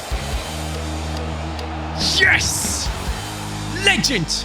Absolute legend. Oh my. What a ball, man. What the hell? Bro. No! I cannot believe what just happened. Bayern Munich once again score last minute. And they kick us out of the Champions League, possibly. And that is our Champions League journey ending against a club that just was way more clinical. And we made too many mistakes. But I gotta tell you, I'm gonna stick to the 3 at the back. That formation feels much better than 5. But the lads have nothing to celebrate today. Let's move past that with a nice victory against Wolves. The time has come. The FA Cup is the only thing that we can win this season, so we have to do it. And as you all know, Arsenal has caused us some trouble in the past, so I'm hoping that this game goes well. Please, Bukayo, don't do it. This is the reason why I want to get rid of Lisandro Martinez, by the way. He moves like a sloth. I am getting rid of him next season. Sorry. He's terrible. Oh, Garnacho, big steal. Into the laps run. The finish. The composure might have not been there. Gabriel was right behind him. Oh, Delap picks it up again. And there's Raya. Okay. He should have scored at least one of these. Come on, Rodgers. Find the pass. Yes, thank you very much. Oh, what a turn from Delap. He's getting away from the defender. And he finally scores.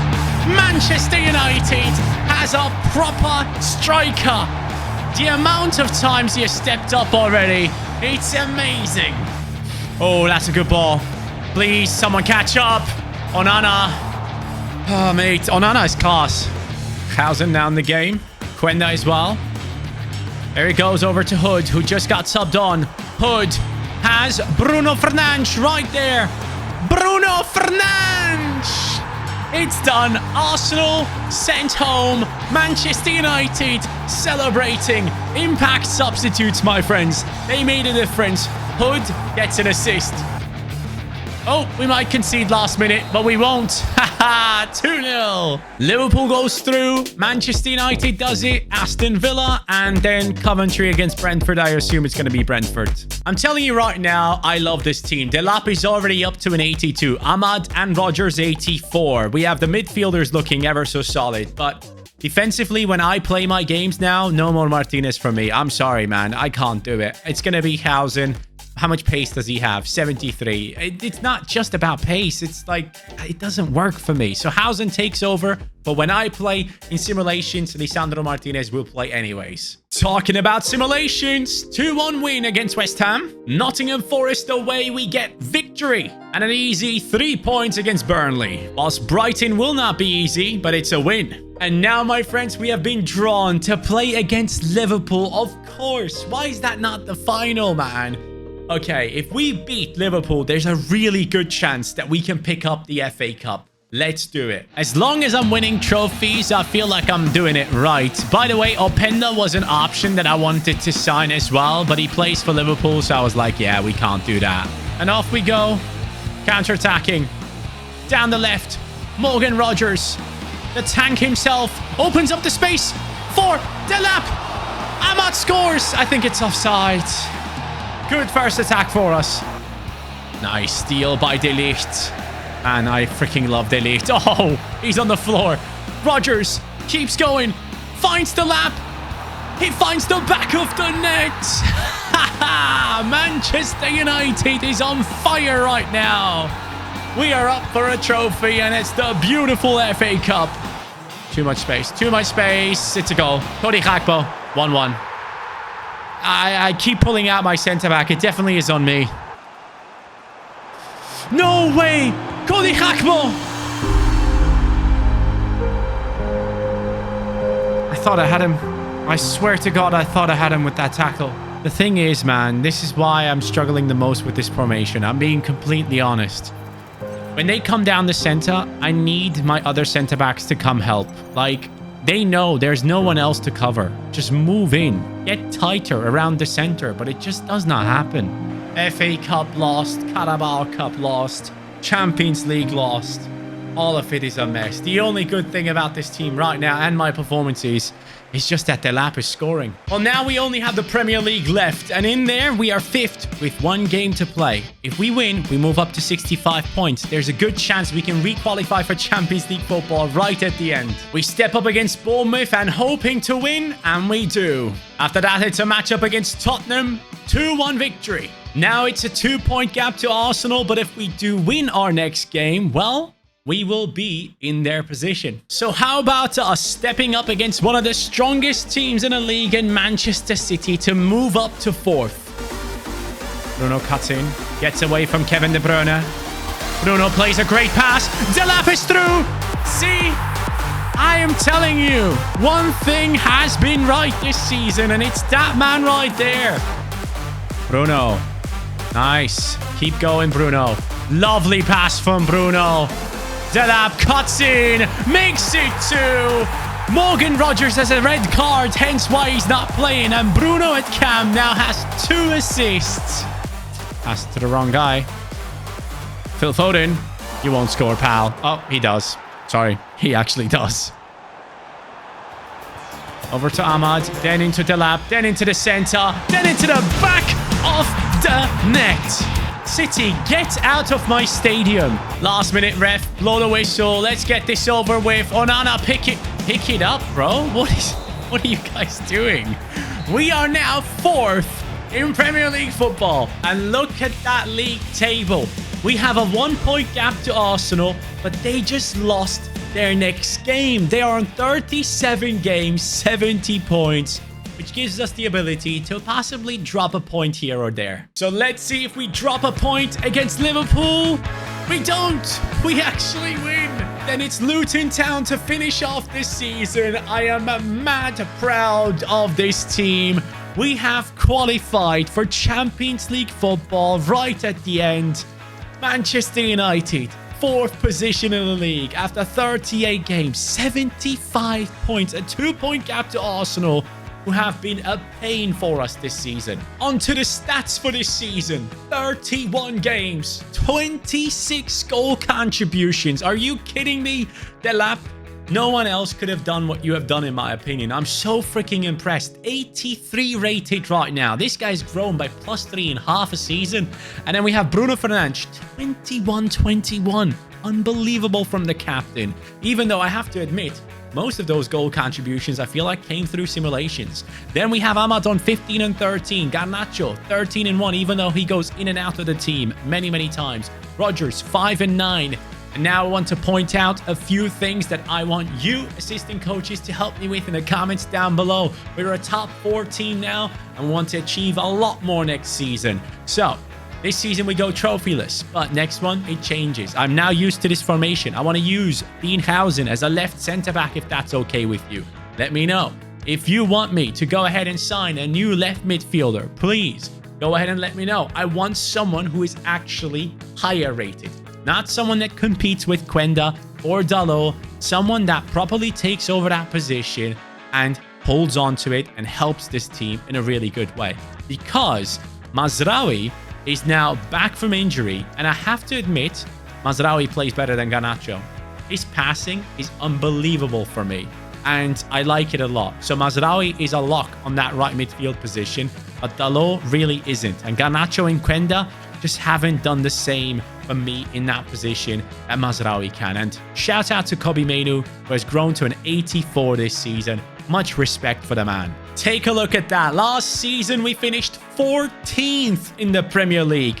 We have moved up 10 spots this season.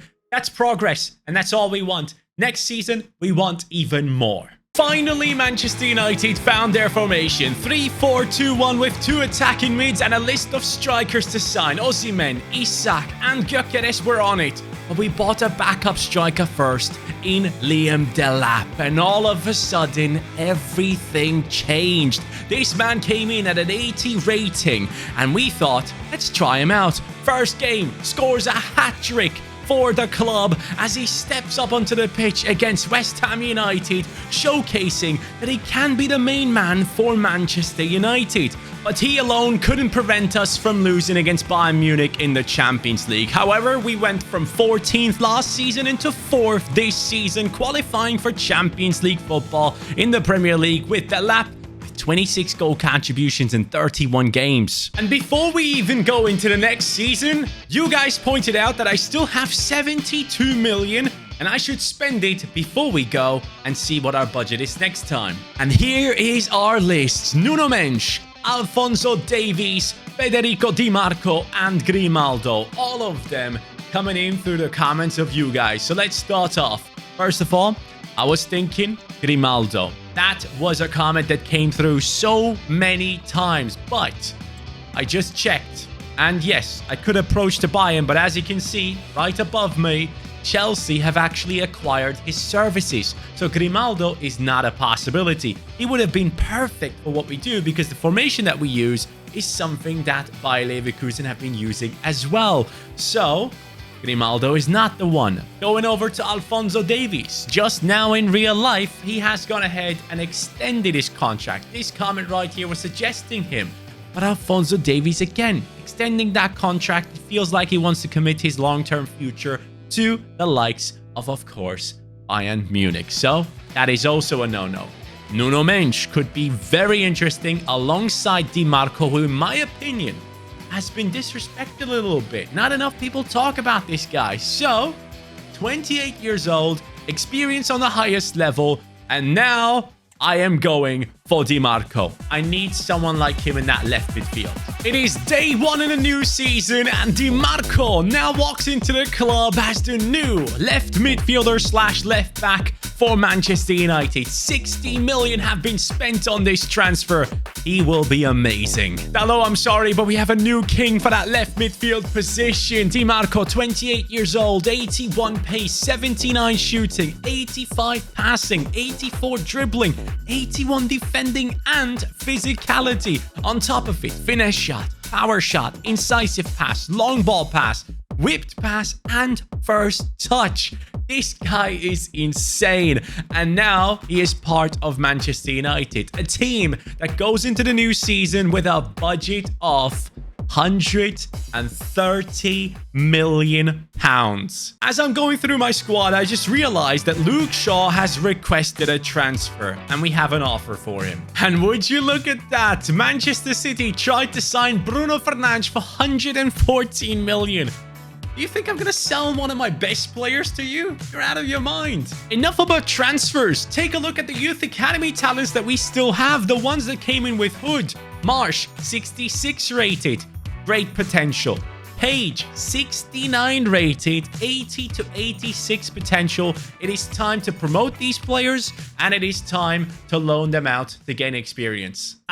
Chelsea now want to sign Delap for 91.8. You had your chance. You wanted Højlund instead. It's time to reveal the transfers going out of the club. We have Dalot moving over to AS Roma for 42 million because Di Marco and Garnacho is going to be enough for me.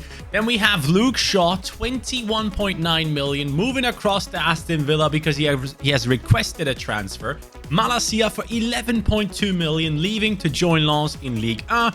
And obviously, Lindelöf leaving to join Bournemouth. We want a new centre-back. That's going to be very important for us. And then we have Dorgu and Quenda going out on loan. Quenda I only let go out because he also has requested a transfer.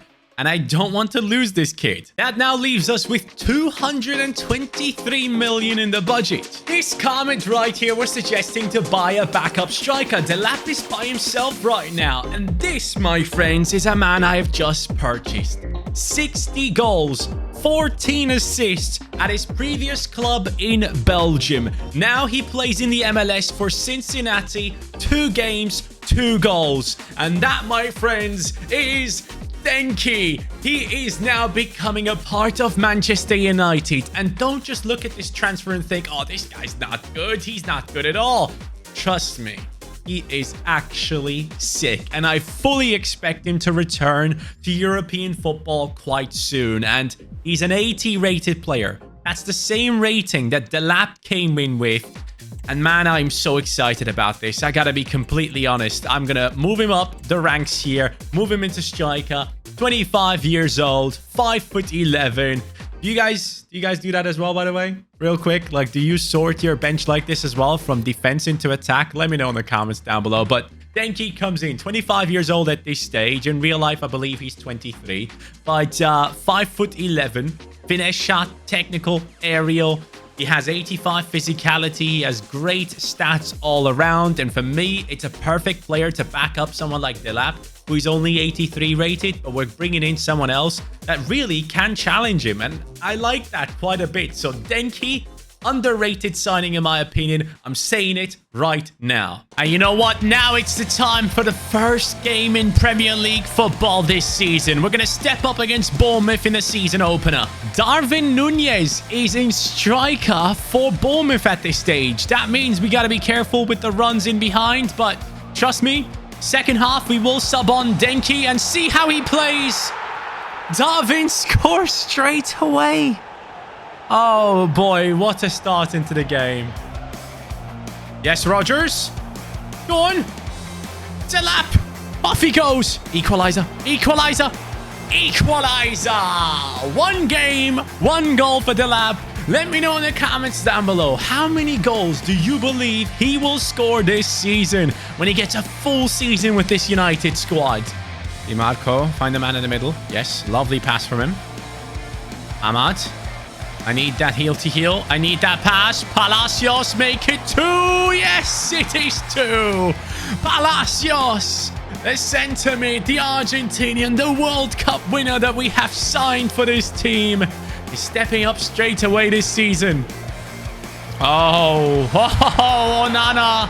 Amazing save. So many people said, get rid of Onana. Bring in a different goalkeeper. He's been amazing. Oh, no. What the hell just happened there? That's my bad, man. I had the ball. I gave it back to him. What is happening? Bruno. Yes, Bruno. Oh, yes. Palacios again. He scores 3-2. I want these 3 points to start off the season. Oh, no, bro. Onana. See? The disrespect you guys are putting on his name? It's unjustified. Ahmad. Over to Delap. Delap wants more runs. He gets another one from Ahmad here. Who's going to look for Delap to hit it on the volley. We're too good. 4-2. It all started with Onana. We already had tons of fun with Delap in the first half. Let's give Denki a chance to prove himself. Rodgers. Lovely. Great movement. Bruno to Denki. First touch, first goal. 7 goals in 50 minutes. What is happening? I think we have seen enough. It ends 6-3. Now, a few things that I want to change in our team that you guys suggested in comments like these, for example.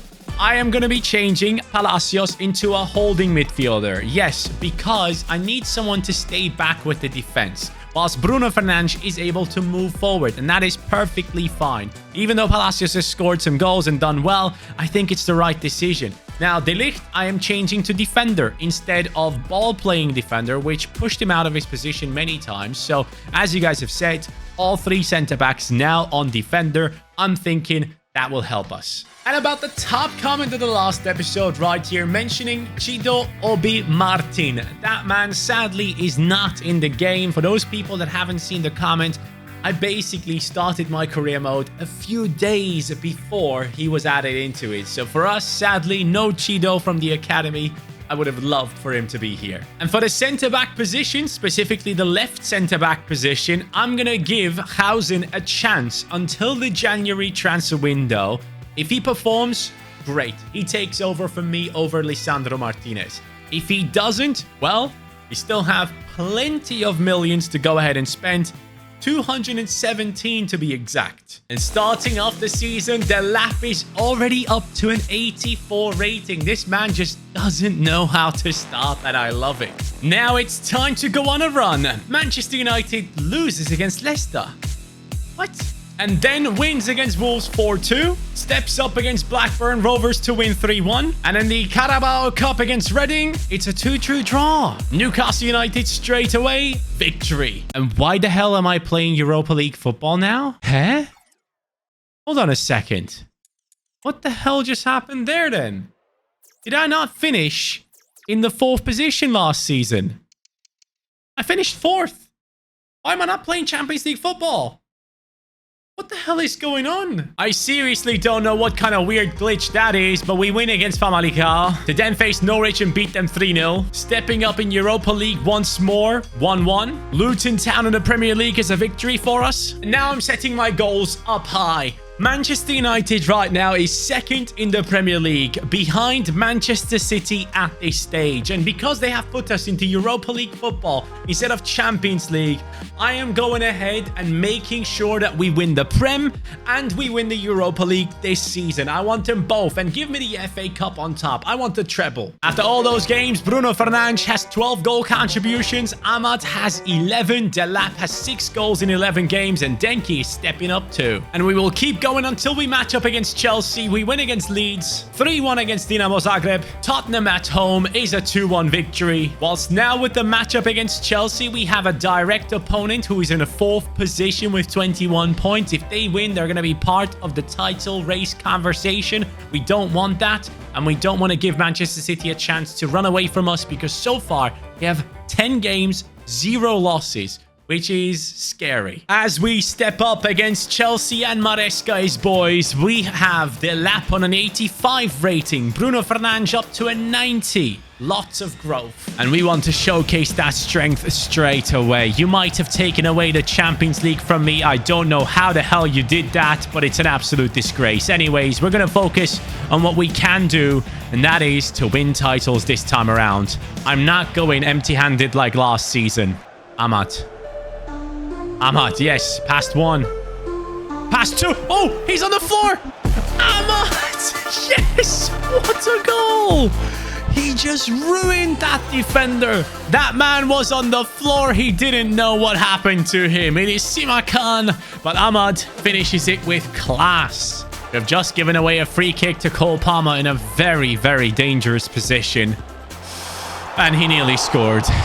Lovely ball. Ahmad. Delap.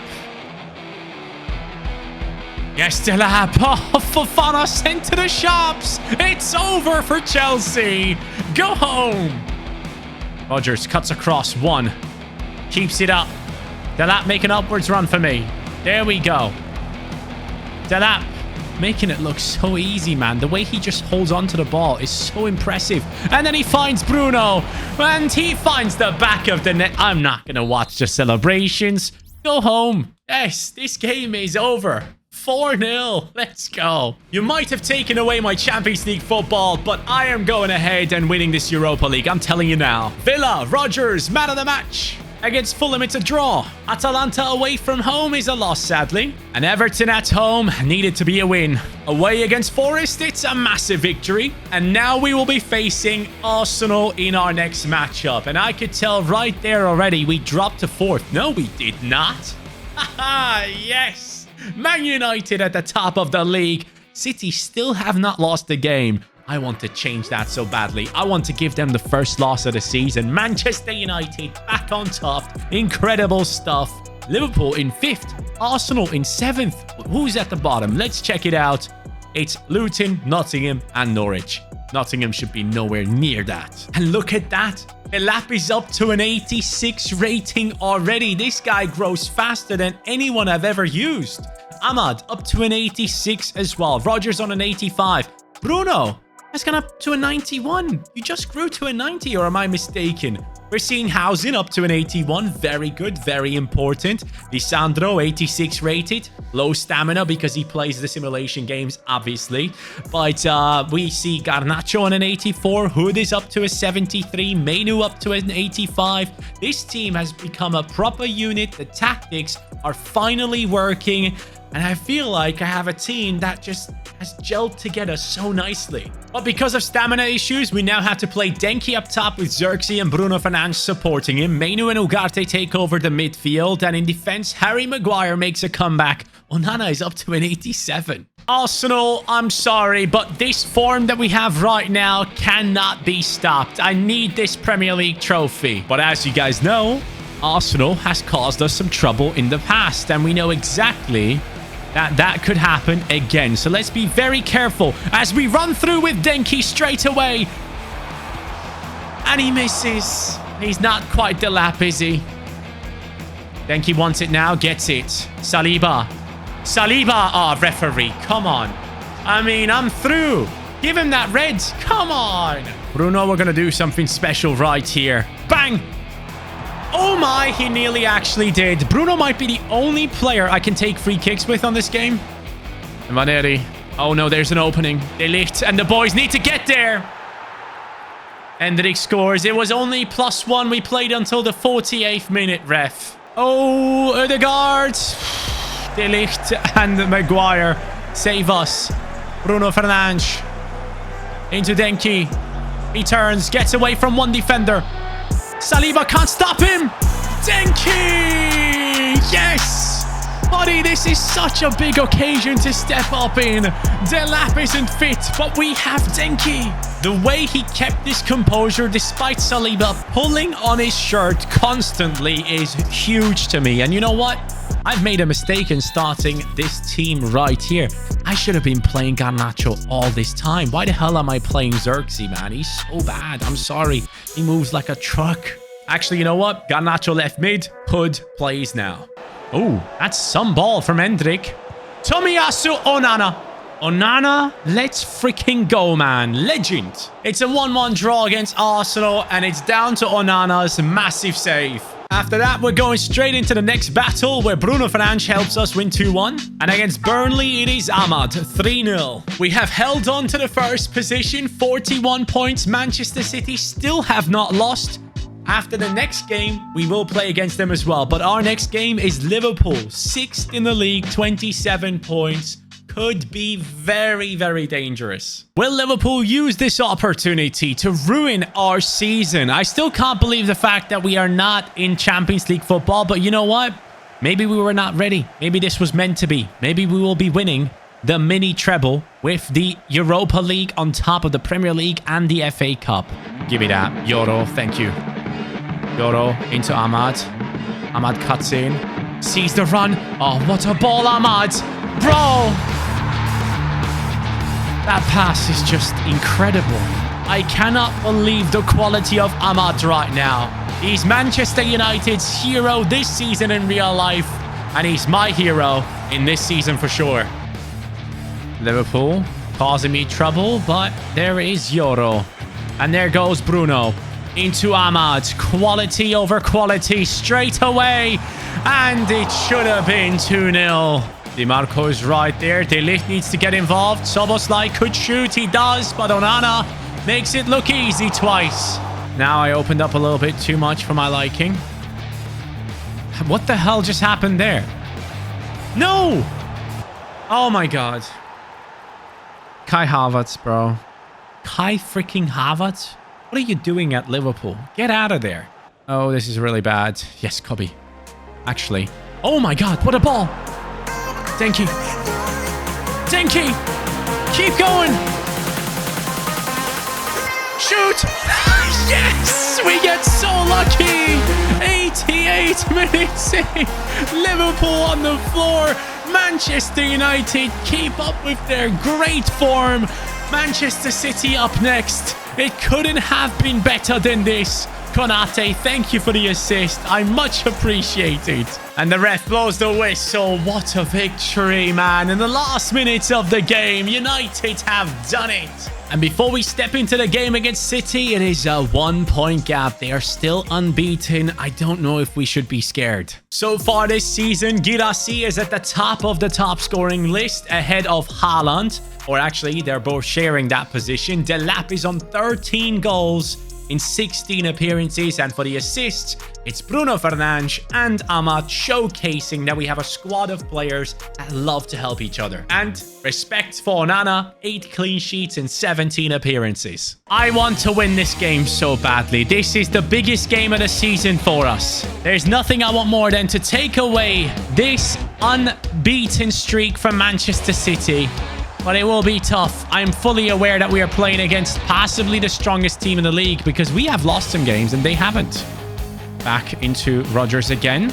Can he find the pass? Yes, of course he can. Delap leaves him on the floor. Left-footed. Does he have 5-star weak foot by now? I don't know. DiMarco. Foden. Onana. Keep it up, Onana. Amat's cross. Rodgers header. I mean, honestly, what the hell is wrong with headers? There is Hausen. He can't win that. Okay. Are you freaking kidding me? That is one of the most insane goals I've scored on FC25. Mazraoui off the volley. He has scored 1 goal for me this entire season, I think. And it might just be the most important one of them all. What a finish. Honestly, look at it again from this beautiful angle. Around Rodri and just in to the back of the net. Amorim could not believe it. But City will be back, so we gotta be careful. They will try even harder now. Over to Ahmad. We're making runs. That run is perfect. Delap, now is your time. City is done. Their unbeaten record is finished. Delap is going up the rankings for the top scorer. Haaland, he's coming for you. Oh, what the hell? Yes, Hausen, one more, please. Oh, Nana, thank you. Let's keep it up. Yes, what a ball. Delap puts 1 away. Tries it with 2, 3. Oh my God. They can't stop him. They cannot stop him. Nah, I gotta give this to Delap. I'm sorry, Bruno. He's gonna be the one to take this. He's going to be the one to score it, to equalize with Haaland for the top scoring list. Delap, buddy, you are the best striker in this league. I'm saying it. Ref blows the whistle. 3-0 victory. 3 points. City gets their first loss. And off we go into the January transfer window after this game in which we win 2-1. And now find ourselves on 50 points. 6 points ahead of Manchester City. United is on fire. The top scorer race continues. Haaland has scored in his next game whilst Delap hasn't. But that's okay because in the assists we are still dominating with 2 players. And yes, we added another clean sheet against City there. And here are the stats for the season. 17 goal contributions from Delap so far. Bruno Fernandes comes in with 24. The same goes for Ahmad. And Denki has 6 goals and 11 games. And I gotta say, the new tactics definitely are working. Playing Palacios as a holding centre mid has made a huge difference alongside De Ligt playing as a defender rather than ball-playing defender. And in the squad itself, I love this starting 11. DiMarco up to an 88. Keep going, pal. Delap on that 86 now. Defensively, everyone is above 80, which is something I wanted to see. Hausen has helped stabilize that defense, and Onana's performances have been unbelievable so far this season. And yes, I want to win the FA Cup, the Premier League, and the Europa League. And talking about the Europa League, where did we finish in the league phase? 8th position, just about, which means we don't have to play playoffs, and that's a good thing. What are the biggest clubs here? Oh man, come on. We should be winning this thing. None of these clubs should be able to stop us. That is something I love to see. Oh, Arsenal is in there. Okay, that could be dangerous. We could even be matched up against them later on, possibly.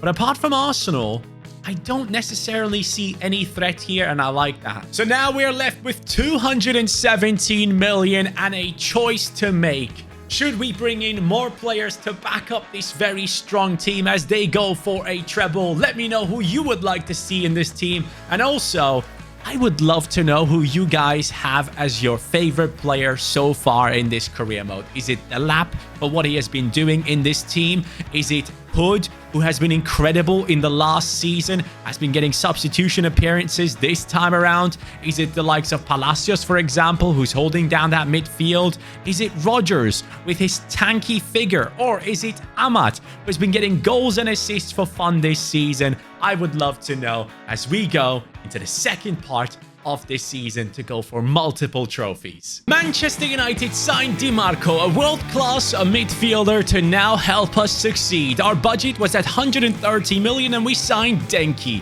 a backup striker to Delap, and to no surprise, the man scored on his first touch. And Manchester United's tactical changes from the assistant coaches were clutch for us. But somehow, despite finishing fourth, we were not playing Champions League football. So I decided to go ham in the Prem, battling out against Manchester City for the first position in the league, as Mazraoui scores the goal of the season to push us even higher and away from City. 50 points at the top, and Delap was up there for the goal scoring. Third right now. Today we will start with something quite important, and that is Hood. He's currently a 73 rated right wing in our team, a youth academy talent of our squad that we loved in season 1, but in season 2 he hasn't gotten much playtime. So a comment like this one right here was suggesting to change him into a center attacking mid so he can actually play more, and that is exactly what we have done. Hood from now on, an exciting prospect who is a 73 rated center attacking mid. Talking about Hood, by the way, Quenda out on loan up to an 82 rating. We could recall him. I only wanted to loan him out for a short amount of time, and I think it would be nice to have him back again. Wheatley is on a 73. Vijalba, who was our first academy talent, is on a 74 rating. Onana, if you need a backup, we got one for you. And we also have Williams and specifically Dorgu out on loan, who has gone up to a 77 away from the club. I think he picked up a red card in the last game, but Manchester United have won again. Now back into the squad once again, and there was one comment like this one suggesting that youth academy graduates from Manchester United should be in a starting 11 and that we are missing some of them. So I was thinking, maybe we put Bruno into cam, Rodgers becomes a backup, and Kobbie Mainoo now returns into the starting 11 of Manchester United. That way we can benefit from Bruno, his incredible abilities in the cam position. The 1 or 2 times we have played him there, he was very good, getting assists for fun, and he could score a lot more goals for us. So I'm going to test this out. Nothing against Rodgers. He's amazing. Love him. But we want to see Mainoo get a bit more playtime. I agree. That also now means we have 3 amazing substitutes for the attacking positions. We have Denki, Rodgers, Hood, and we also have Garnacho for the wings.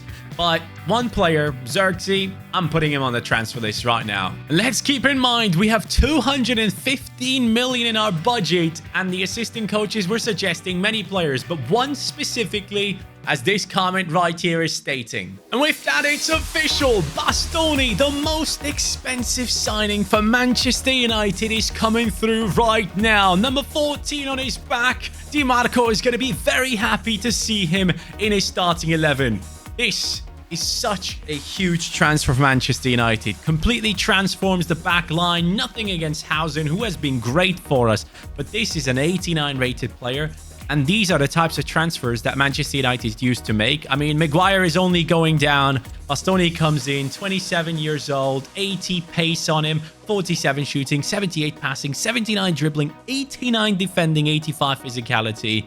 And on top of it, anticipate plus, pinged pass, long ball pass, jockey, and intercept.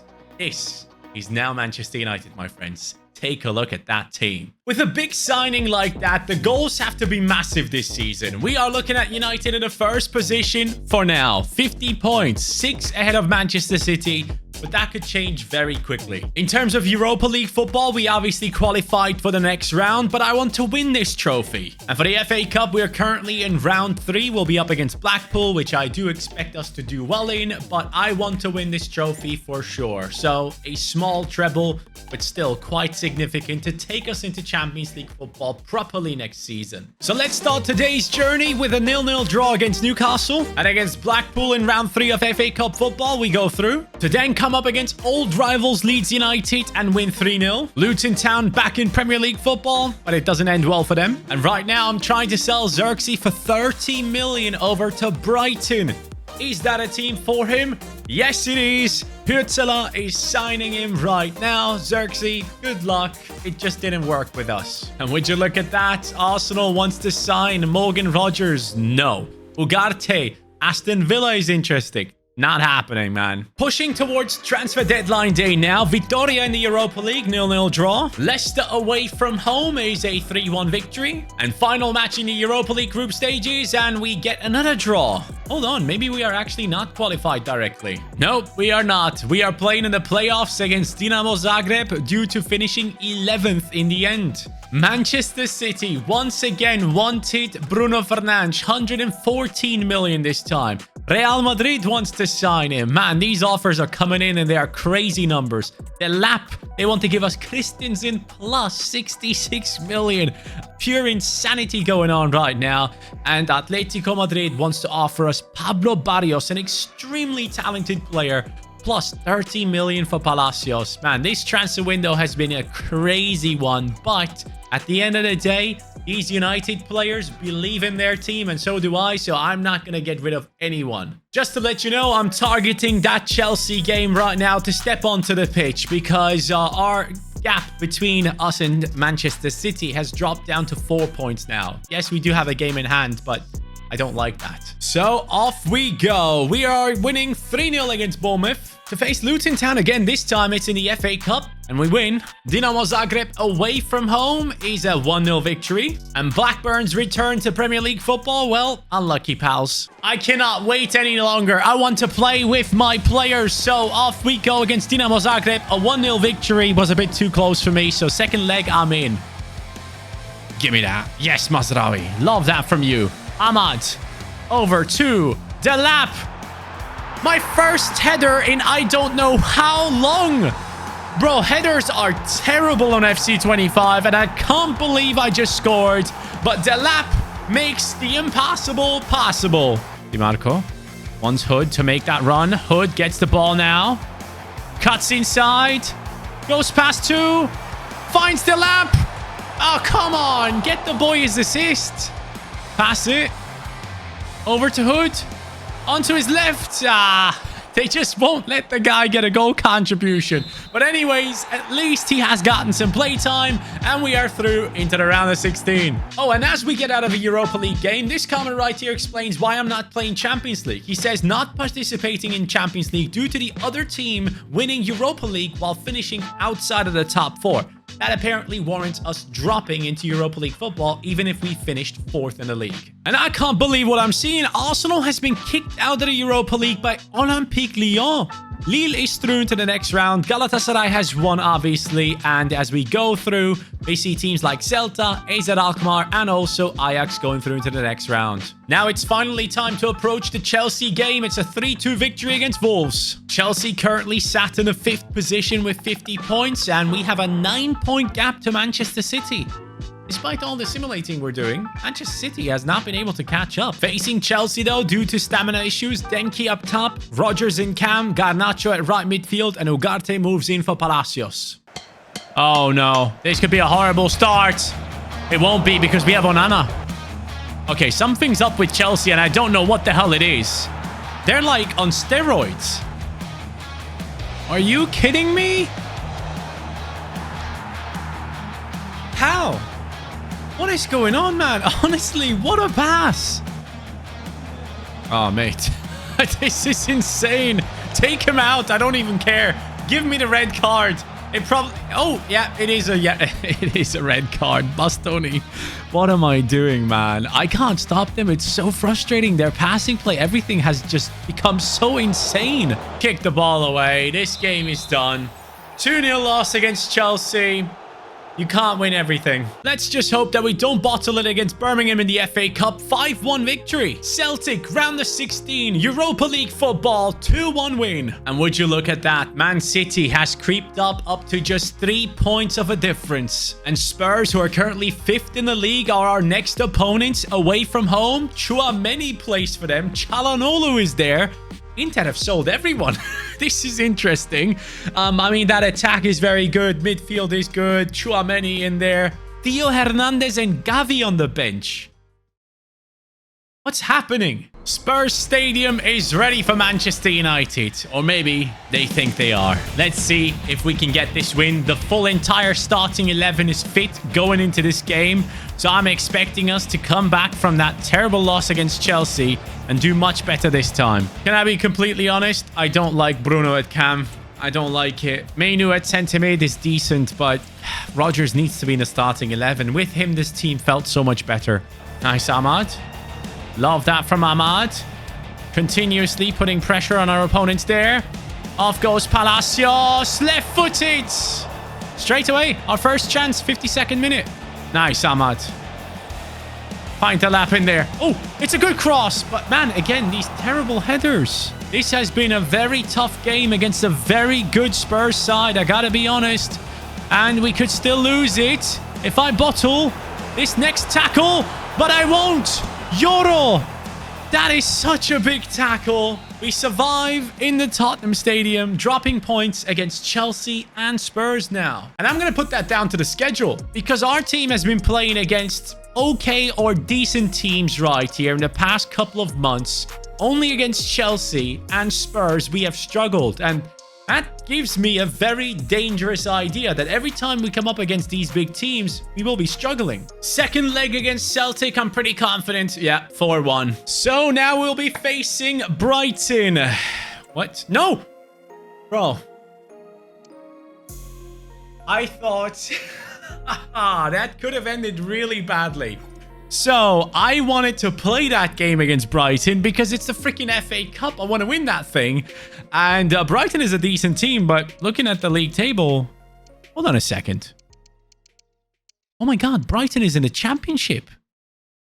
Okay, well, Brighton is not a decent team, and I'm glad I simulated that game. Now, though, guess what? Those kits belong to Liverpool players, and they want to stop our title season. So... let's step onto the pitch and showcase what we can do against Liverpool away from home in a massive battle of two English giants right here. So, let's go. Nice one, Mazraoui. Bruno Fernandes. Ahmad. Rodgers. Come on, Rodgers. Ah. Oh, no. Oh, no. I completely opened up. That's my bad. That's my bad. That's horrible. Okay, I'm not losing this game. I'm not losing this game. Yes, Ahmad. Bring it into the middle. Rodgers, make a run, please. DiMarco getting involved. There he is. DiMarco, lovely dribbling. Go on, Delap and Bruno Fernandes. Give me the free kick. Is that a red? It is a red. Get out of here, Joe. Bruno, why not? Let's give it a shot. 48th minute. Oh, good. Having said that, we need to make some changes. Hood is coming on. Mainu is coming on. And on the right, it's going to be Garnacho. Ahmad is injured. Oh. What do we do then? Let's put Ugarte into the midfield and put Fernandes up top. I don't know what the hell I'm doing. I guess I'm sprinting through to find someone at the end of the day. Delap. No! I think I was saying I'm not going to lose this game. It looks like I will. This is not ideal. Where the hell are you playing the pass to? Move it forward. Bruno, no! It's done. Bro, what is happening? I'm losing all the big games. Let's turn the ship around. Burnley, victory 2-1. Gladbach in the Europa League, better be a victory, 2-2 draw. City is thankfully struggling as well. 69 points on them right now, and we're up against Arsenal in the 8th position. I gotta say, I'm not impressed by what I'm doing right now. I'm not able to get into the positions that I used to. Like, just 2 days ago, I was having so much fun with this team, and things were going exceptionally well. All of a sudden, I bring in an 89 rated Bastoni, and my team falls apart. Maybe Hausen should play. Can't let Hendrik shoot on his left. That's the most important thing. Onana, appreciate it. Are you kidding?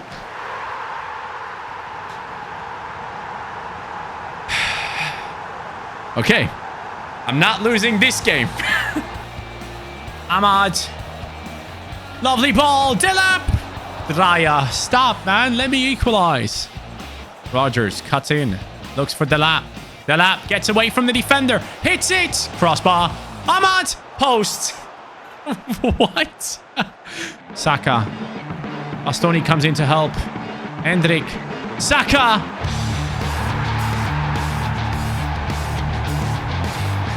Okay, then. I know this might sound silly, but I genuinely feel like my opponents adjusted to my tactics. Like, all the things I was doing before, it's not working. And we are consistently losing games. The big question is, how often will Manchester City keep losing and dropping points for us to remain in that first position? Against Gladbach in the Europa League, we are through into the next round, it seems. Whilst against Nottingham Forest at home, we win 1-0. And guess what? It is us against City right now. A 6-point gap is established, and I want to win this game to actually finally make sure we pick up this trophy. City have dropped so many points ever since losing against us. This game right here could make the difference, winning the title or not. And for the goals this season, well, we are nowhere near. Haaland is at the top, 25 goals in 31 appearances. In the assists, it's still Bruno Fernandes, which is good to see. Just a quick little check. Bruno, 25 and 18. Delap, 25 goal contributions. That's very good. Ahmad with 19 and 11, doing really well. And Denki, 9 goals in 22. I'm happy with that. What the hell is going on? FA Cup.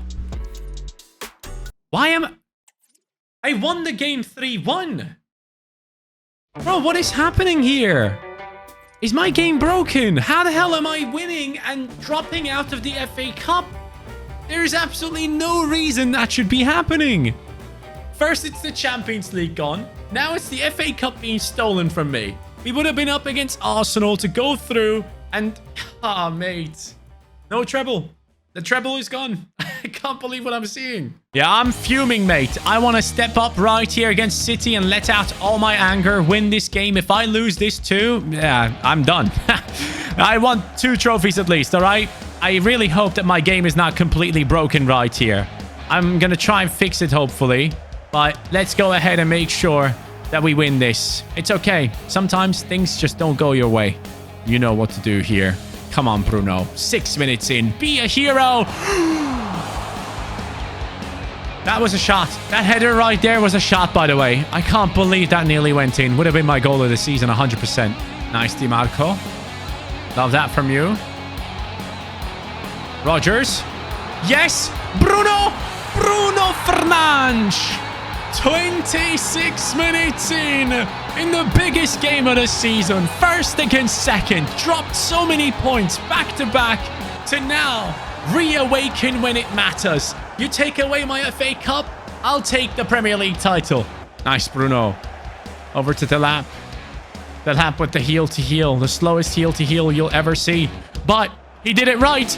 Bruno for 2. Bruno for 2. Yes, man. Finally. I think the big difference is I wasn't playing passes while holding L1. Because when you press L1, your players actually make a run forward after, you know, passing the ball. And it makes a big difference. And right there with Bruno, it shows. Now Delap. Man City is opening up. I see the runs. I see the finishes. I see the 3-0. Haaland, are you seeing what's happening right now? Your team is getting decimated. You might win the Golden Boot, but you ain't winning the Prem. Go on, Delap. That's a foul, though. And a red card, I assume. I'm sorry for that, Akanji. This referee was paid off by me. I have to admit. Sorry, lads. Bruno will try again. Bruno! Green timed! Okay, I'm figuring out how to take free kicks. If it's not too close, I can bang it in sometimes. Oh, Haaland is through. He might get his 26th. He won't. And after that red card, the game ends 3-0. Look at that. 9-point gap to Manchester City, which means we can easily lose 3 games and we should be okay because our goal difference is quite nice too. Everton up next and we lose straight away. Cool. Olympique Marseille in a semi-final of Europa League football. It's a draw. And Fulham straight after. Come on now. Stop dropping points. Thank you. And City have gotten no closer. Chelsea is actually second now against Marseille and Mason Greenwood, the former Manchester United talent. We're stepping up ourselves to make sure we get that finale. Love that. Amazing tackle. Go on. Upwards. Upwards trajectory. That is Manchester United. We're going up. Yes! 45 minutes in. Delap steps up once again, as he always does. My favorite striker. Go on then, son. Greenwood plays a ridiculous pass. Robbie hits the post. Okay, relax. It's all good. It's all good. Step up again, team. Keep the composure at the back. There we go. Bruno, smack it in Greenwood's face. How about that? Bang.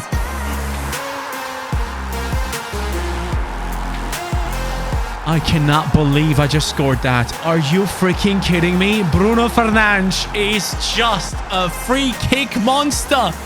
Take a look at this one. How the hell did he just put that into the back of the net? Wow. I love it. Ahmad is on the run. Together with Delap once more. Delap. 3. That's it. That is the end. Olympique Marseille no more. We are going to the finale and we are doing it with a 3-0 victory. Before we get to know our opponent, here is a game against Aston Villa which we win. Against Brentford on top of it, another victory. And this is our opponent in the Europa League finale. Scamacca up top with Retegui. Then you have De Ketelaere in cam. You have Ederson in the midfield together with Derun, who might be one of the most hilarious players on social media. You have Di Lorenzo from Napoli at right midfield. Kolasinac alongside Scalvini, Hien, and Restes in goal. On the bench, they have Maldini, they have Pasalic, they have Sulemana there as well. Quite interesting team for sure. Decently rated, haven't lost any of their games in the past 5 matches, as you can see right there in the bottom right. So, can we pull it off? Can we win this trophy? Before we go into the game, take a look at the lap. He's up to an 88. Ahmad as well, and Bastoni up to a 90. And after we play this game, you'll get to see if our team has won the Premier League as well, which I am quite confident of. Hopefully, we'll see a little trip on the bus from the players. They have Sheshko. What the hell? Oh, wow. Okay. Nope. Oh, no, thank you. Ake and Kökçü, bro. So many players that I didn't see earlier on. De Ketelaere scores 11 minutes into the finale. This team is amazing. But the good thing is they're playing 3 at the back as well. So I should be able to break that down because I know this formation. Nice one, Bastoni. Move it across to Ahmad. I need that run upwards. Come on. Yes, Delap. Goes past Ake. King Delap. That is his name from now on. He scores in the finale. My guy, what a player, man. He was supposed to be a backup striker. Oh, they're playing it. Nice. Wow. That was incredible. Delap. Ahmad. Delap. Come on. 2-1. Wow. Good save. Going into the second half, Rodgers is already down massively on his stamina. Hood, you can become a hero for me again. You haven't done much all season. This could be your moment. Oh, don't you dare score this, please. Kökçü. Oh, my God. This is very dangerous. Why is no defender on Sheshko? 89 minutes, 90th minute. Hood on the sprint. Looks for Delap. Delap to finish it off. He goes and shoots. And how in the world does Restes save that? Someone explain that to me. Ahmad. Come on, let's do this. Ahmad cuts in. I don't know what I'm doing. I don't know what I'm doing. Mazraoui! Mate, I thought I won. I thought I did. All right, time to make a change. It's time for Denki. It's time for Kobe. We're going to bring on defenders as well. Martinez comes on in the center for De Ligt. Bastoni goes into the center there, actually. Hausen comes on, and Garnacho, if I can as well. Yes. Hood, open, pass a move. Bruno, what a ball. You've got to be kidding me. Denki. Kobe. Nice turn. Kobe Mainu. Yes. Mate, he has barely done anything for us throughout this career mode. Anything that you guys would remember, let's put it that way. And now he might have just won us a European title. Nice one. Down the left. DiMarco, can you find that pass? Oh my god, what a ball from DiMarco.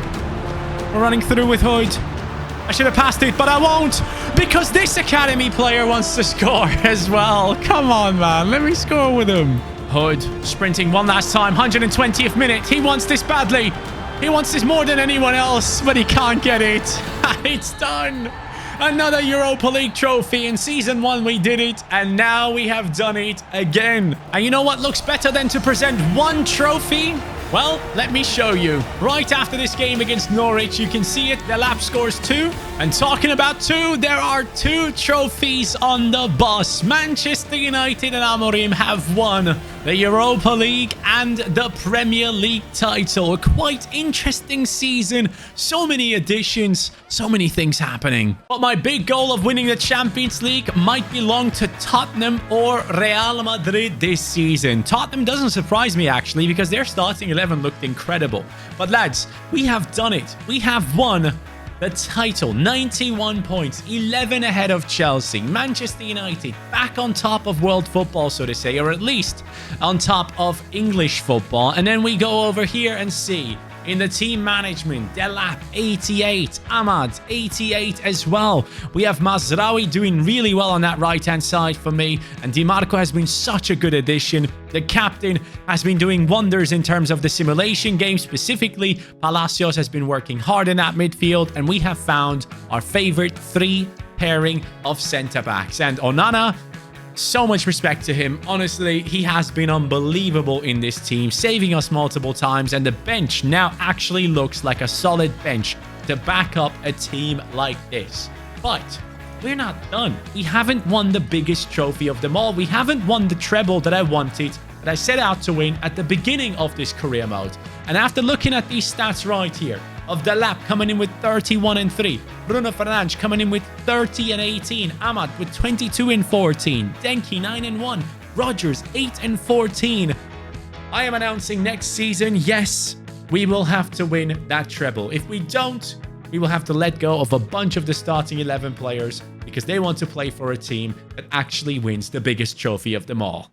It all started with a big budget of 215 million. We signed Bastoni, the Italian centre-back, but all of a sudden, we started losing games. We were dropping points everywhere, and we got kicked out of the FA Cup for no reason.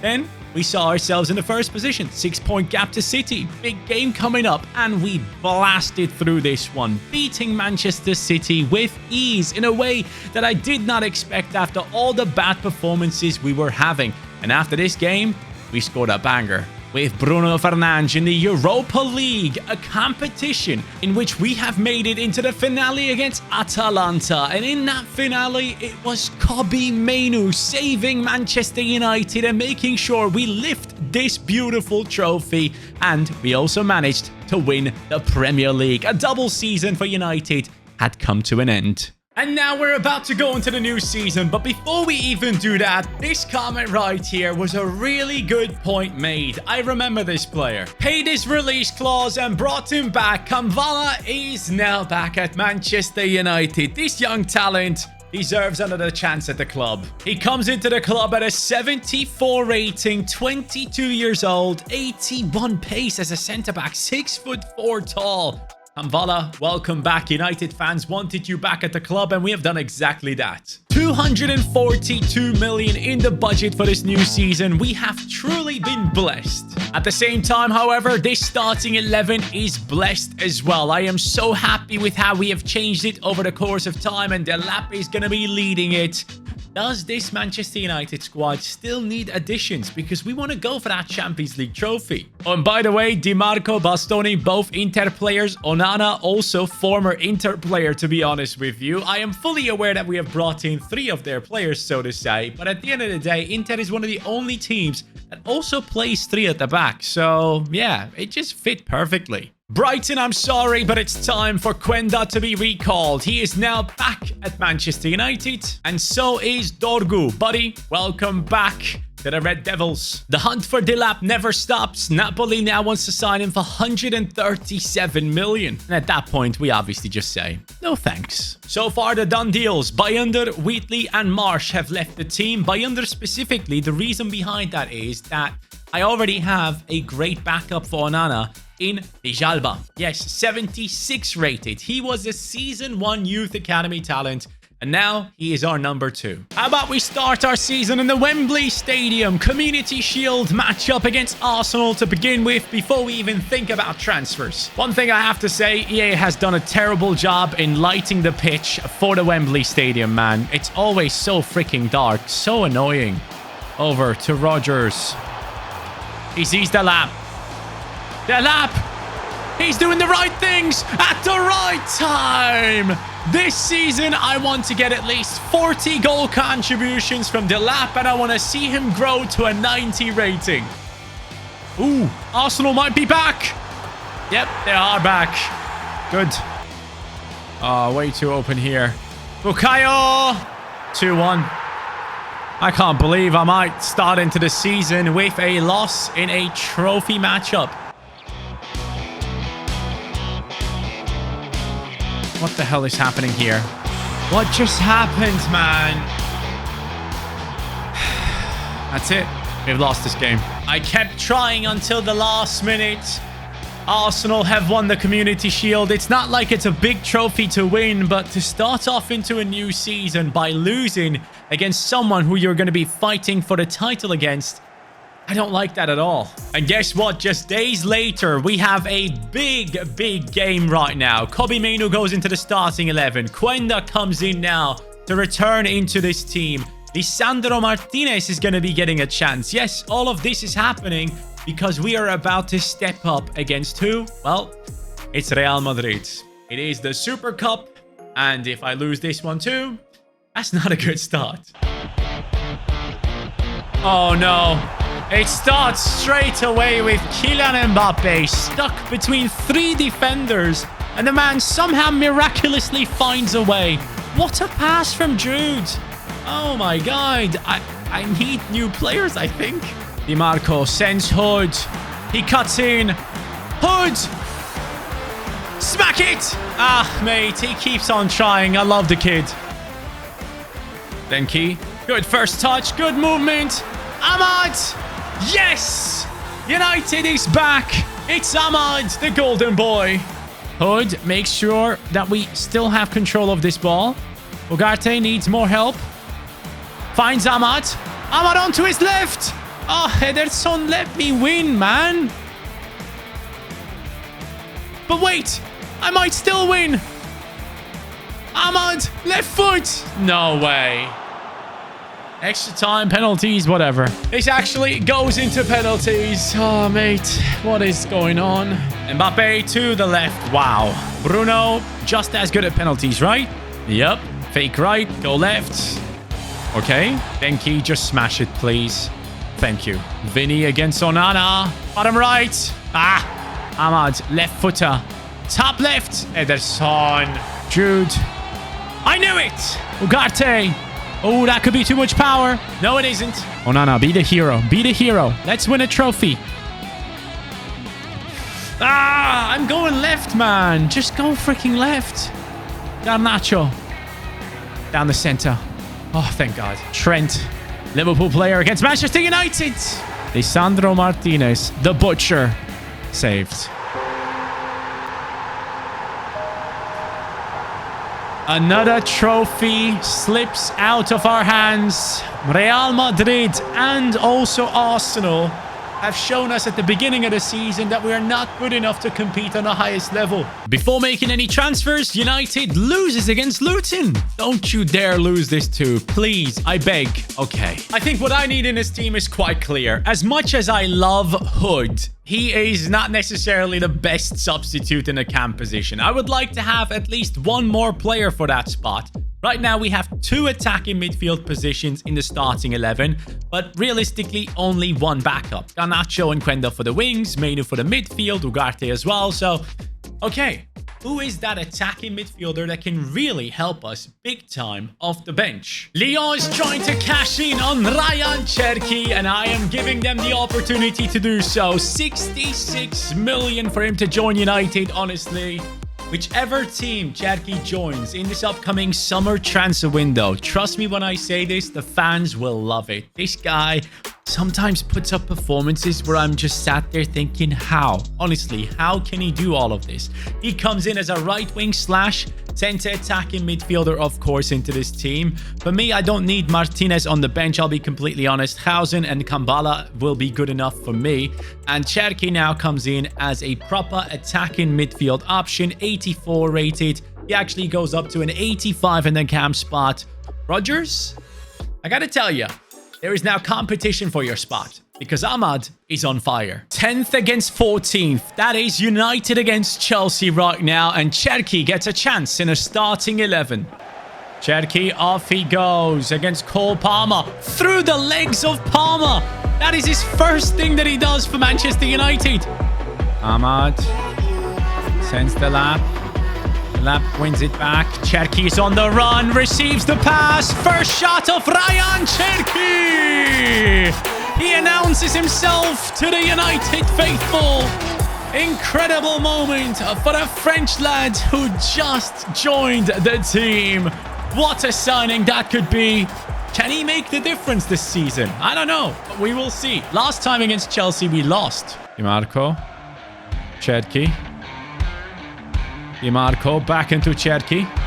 Can he find the right pass? Of course he can. Delap. Lovely dribbling. 2-0.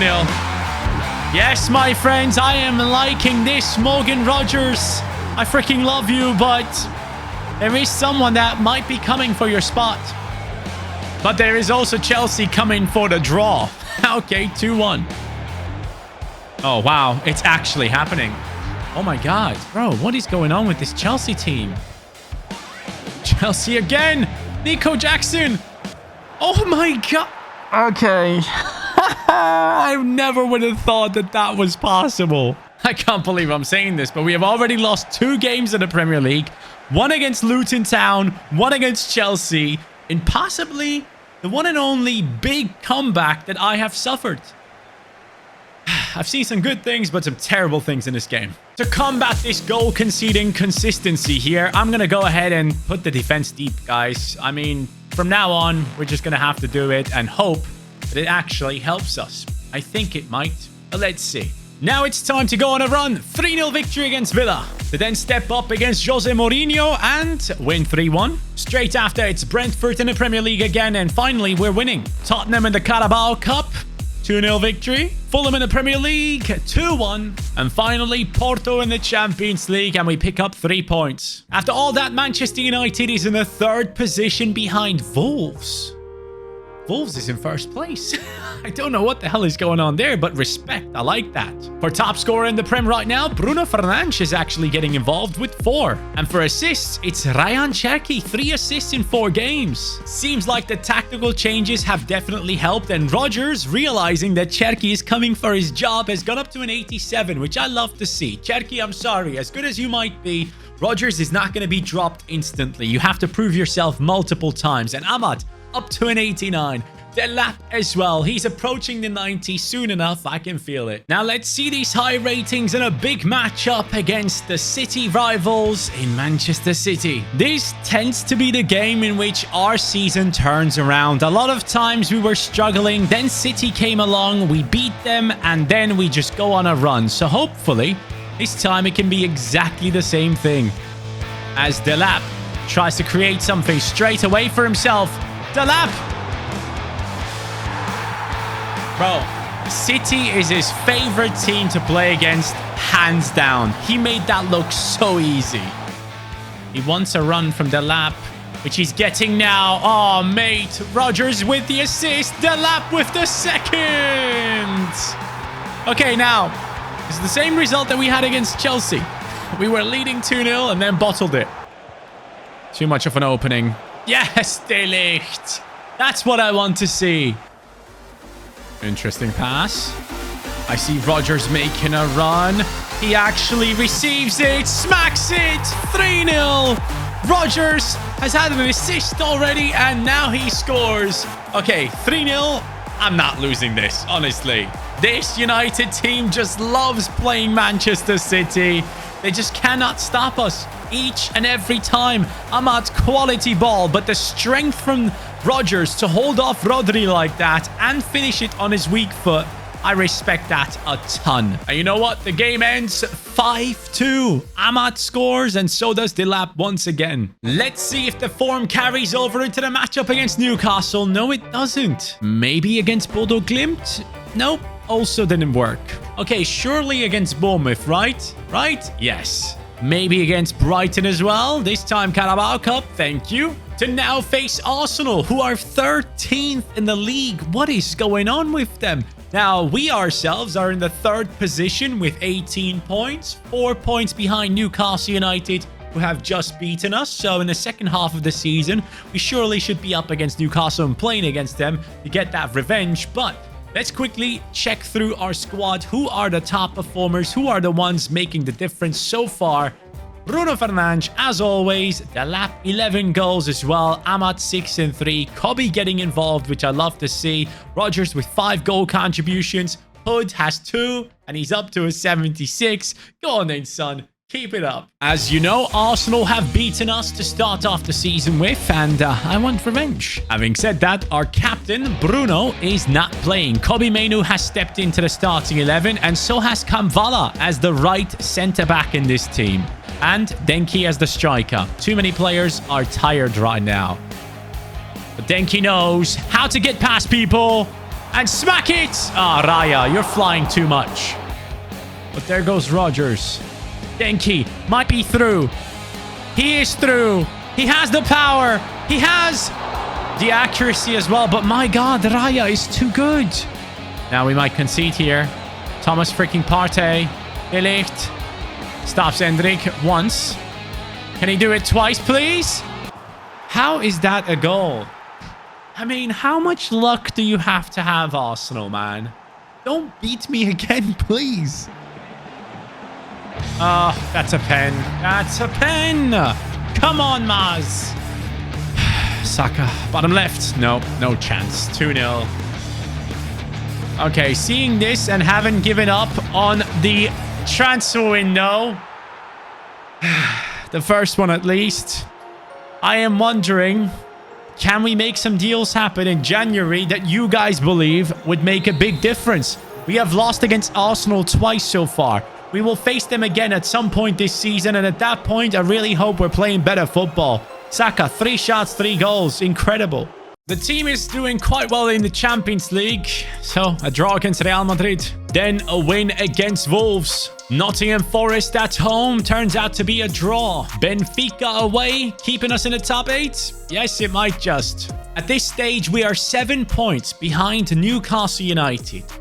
That is okay for now. We can still change this. It's only 12 games in, so I have hope. But our next opponent is Liverpool. If I cannot win this game, I don't feel good about this season. I want to win multiple trophies, ideally a treble. Going into this game, we are actually starting with Denki up top due to stamina issues, so keep that in mind, please. I understand that you can change training sessions and get the stamina issue fixed, but as I told you guys before, which a lot of you guys seem to have forgotten, I cannot actually do that on this career mode. Oh, go on.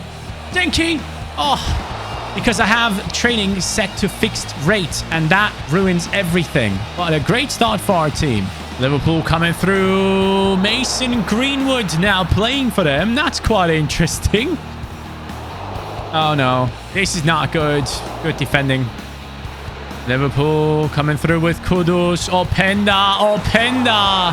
That man always causes me some trouble, doesn't he? What kind of pass is that on a 64 minutes in? I'm not able to break down Liverpool, so it's time to make some changes. Let's bring on anyone that can actually step in and be fit. So, yeah, let's try it. Cherki out of a tight situation. Kobe Mainu across to DiMarco. He is quite tired, isn't he? He still sends Denki on a run. He also is tired. But he wins it for Manchester United in the Liverpool Stadium at Anfield. This has just happened. Ah, mate, this might be something that turns around the season. Please, please be that. The City game wasn't enough. Denki is through again, bro. 92nd minute. He cuts back. Hood! It would have been nice, but it's done. We win, and look at what it means to Hood, man. Love that. Let's see if this run can continue. Yes, it does against West Brom. Against Leicester City? Get in there. Bayern Munich in the Champions League? Surely not, right? Oh, yes, it does. West Ham at home. I mean, come on. Easy. Then it's Leeds United away from home. Oh, another win. And now let's continue it against Brighton, please. Can you? Oh, you cannot. Okay, then. At this stage, Newcastle United still 7 points ahead of us. But if we do win our next game, which is against Spurs, who are in 5th, well, then we're getting closer. Going into this next game, I want to point out that Rodgers has gone up to an 88 right now. This man is running from Cherki. And I also have to tell you that I've changed one thing about my team. I now have made DiMarco a wide playmaker. He gets involved into the attack so much more, and that gives me so much more strength there. Do you guys remember that Tottenham actually had an insane team? I forgot that when I simulated the Carabao Cup against them. They have a team that made it into a Champions League final once. So let's take this very serious. Spurs coming through down the right with Gavi. Bastoni on his toes. Doesn't seem to be enough. Johnson, it opens up. Onana, thank you very much. Bruno. Moving forward. Bruno into Ahmad. Delap is through. I saw that. Delap, show me the strength. Show me the finishing, man. I need a finish. Ah. Mate, one of the worst games ever. A 0-0 draw against Tottenham. Guys, we want to win a freaking treble, the big one. What do I need to change? And guess what the next game is? Yes, it's Newcastle United. So winning that game would have been huge for us. But instead, now we're going to go into January with a 6-point gap to Newcastle United, but we can shrink that down to just 3 if we win this next game. Right now, Manchester United still have a budget of 194 million, with Bruno and Delap leading the line with the goals. And honestly speaking, this starting 11 is incredible. In every single position, individually, we have some amazing players in there. Even on the bench, as you can see, we have some players that could play starter for anyone else. In the tactics, the 3-4-2-1 is the one and only reason why this team is struggling. I will say that straight out. But this is not something that we will change. We are sticking to the 3-4-2-1 Amorim style. We want to help Manchester United within the constraints of having Amorim as a coach. And guess what? We beat Brighton 2-0 in the Carabao Cup. 5-6 on penalties, apparently. We won, it says. And Brighton played in the next round and lost. So I don't know what this is. I think last time around, the glitch happened with Brighton as well. So maybe every time you come up against Brighton in the Carabao Cup, no matter what you do, you get kicked out. I got gold-bridged again. But forget about it. I want the Premier League, I want the FA Cup, and I also want to win the Champions League, in which we have finished 3rd so far. 2 more games to be played. This United team is not going out of this season empty-handed. Next time, we'll be on fire. Trust me, with your help down below. Last time we facilitated the return of Kamvala to Manchester United. On top of it, we had so much money that we could just basically say no to any transfer offer. But our team was struggling. We were losing games for fun. Every single team, every big one we came up against made us look silly. Manchester United even lost the Super Cup against Real Madrid in the penalty shootout. But then Ryan Cherki, the French Neymar, has now joined into the team and immediately smacked one into the top bins and let the world know United is here to win trophies. And at this stage, we were second behind Newcastle United with a budget of 194 million. In the intro, we lost against Real Madrid in a penalty shootout, and in real life, Manchester United just lost against Fulham. Things are getting worse and worse for Amorim, but my team is here to win trophies. Let's address the number one thing that people have been talking about in the comments down below, and that is conceding goals. Tons of people are calling for the release of Onana and bringing in a new goalkeeper, but I am completely standing firm on this issue.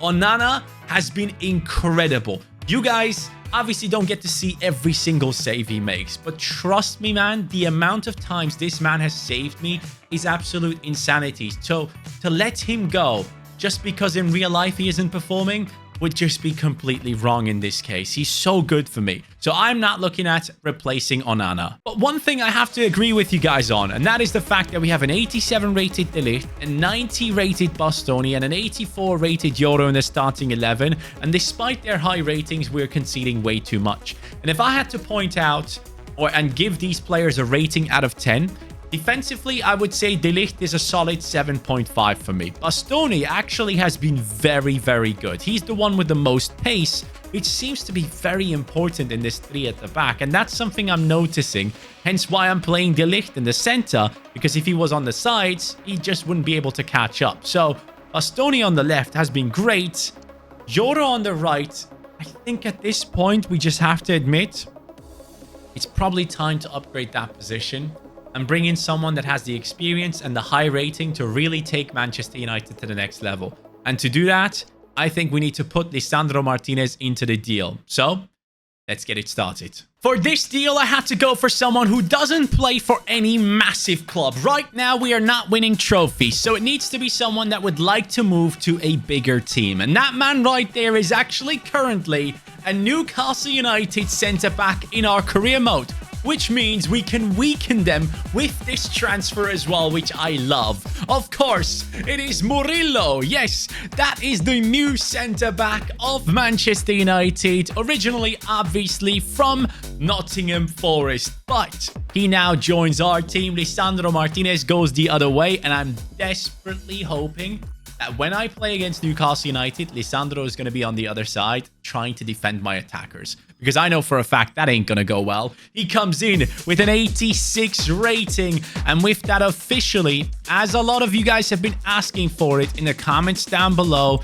it is now Joro moving over to the bench, and in the right centre-back position, not the right centre-back position, sorry, this is how I wanted to run it. I want to put Murillo into the left centre-back position, move Bastoni into the centre, because I genuinely feel like he's the best defender in my team in terms of being able to catch up to people, push out of the defense, come back quickly. And with De Ligt, that was probably my issue. As soon as I had him in that central position, when he pushed out, I wasn't able to recover as quickly. So I'm going to put De Ligt onto the right centre-back spot, hoping to use him well there and hoping to be able to cope with the pace of others. I really hope this is it. I really hope Murillo makes the difference. Buddy, please just be great. He comes in, long ball pass, block, bruiser, let's go. Going down into the comments right here, this one was a really important one and something that kind of opened my eyes again. I should be focusing on going ahead and actually putting the player roles on the players in the development plans that will help them play much better in this formation. That is something I used to do at the beginning of FC25, but I've completely lost sight of it now. Bastoni, I should be training him to become a defender so he gets that plus on him. De Ligt as well.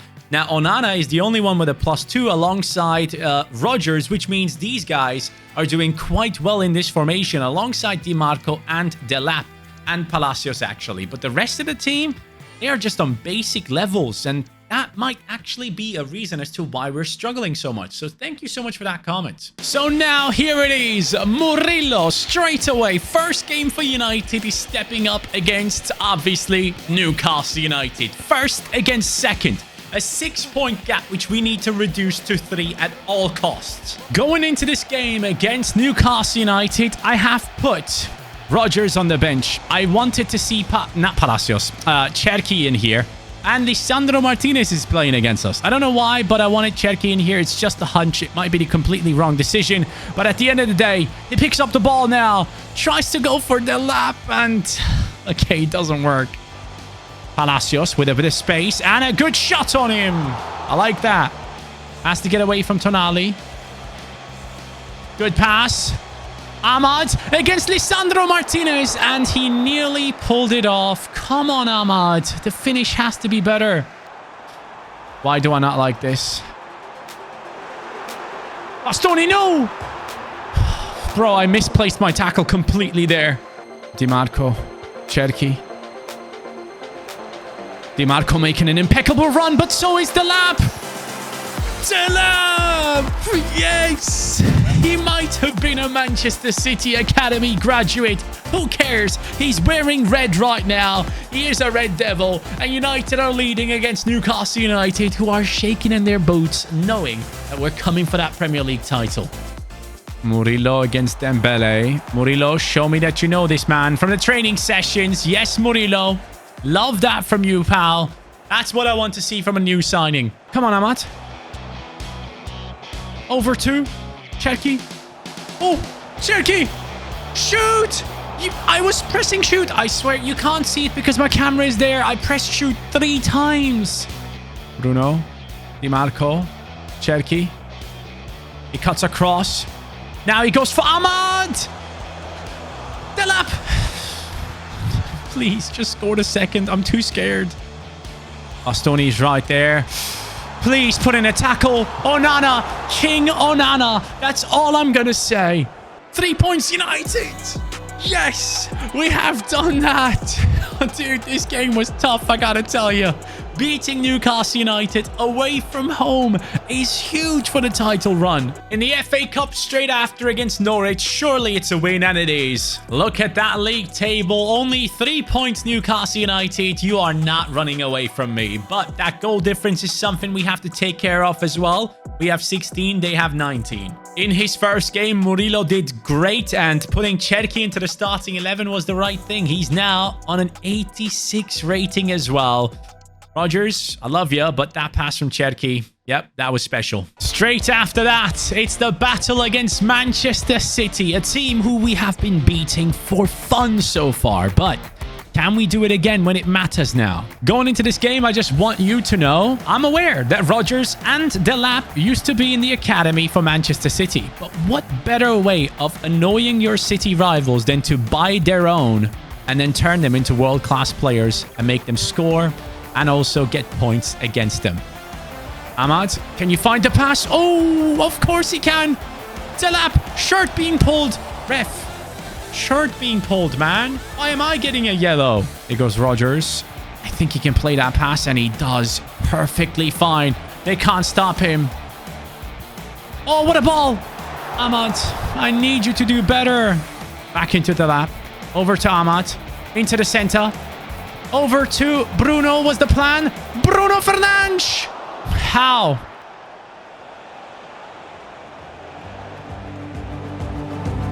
Delap. Oh my god. It actually worked out. One of the worst goals I've scored. It doesn't matter though.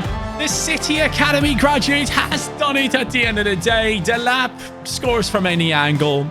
Gregorio doesn't save that. Makes no sense to me. But hey, I will take that as one of the worst goals of the season. Last minute. Just keep it in there, half. United wins another one. Straight away, let's keep this form up. We are winning against Tottenham. Napoli in the Champions League. 2-1 victory. Brighton, who keep kicking us out of cups. It is 4-0. Eintracht Frankfurt. How's that going to go? 1-1 draw. Okay. And then former rivals Leeds United. Well, that's a win. Right now, our next opponent in the FA Cup is going to be Preston. But I actually want to go ahead and show you guys what is happening because we have just surpassed January and went into February.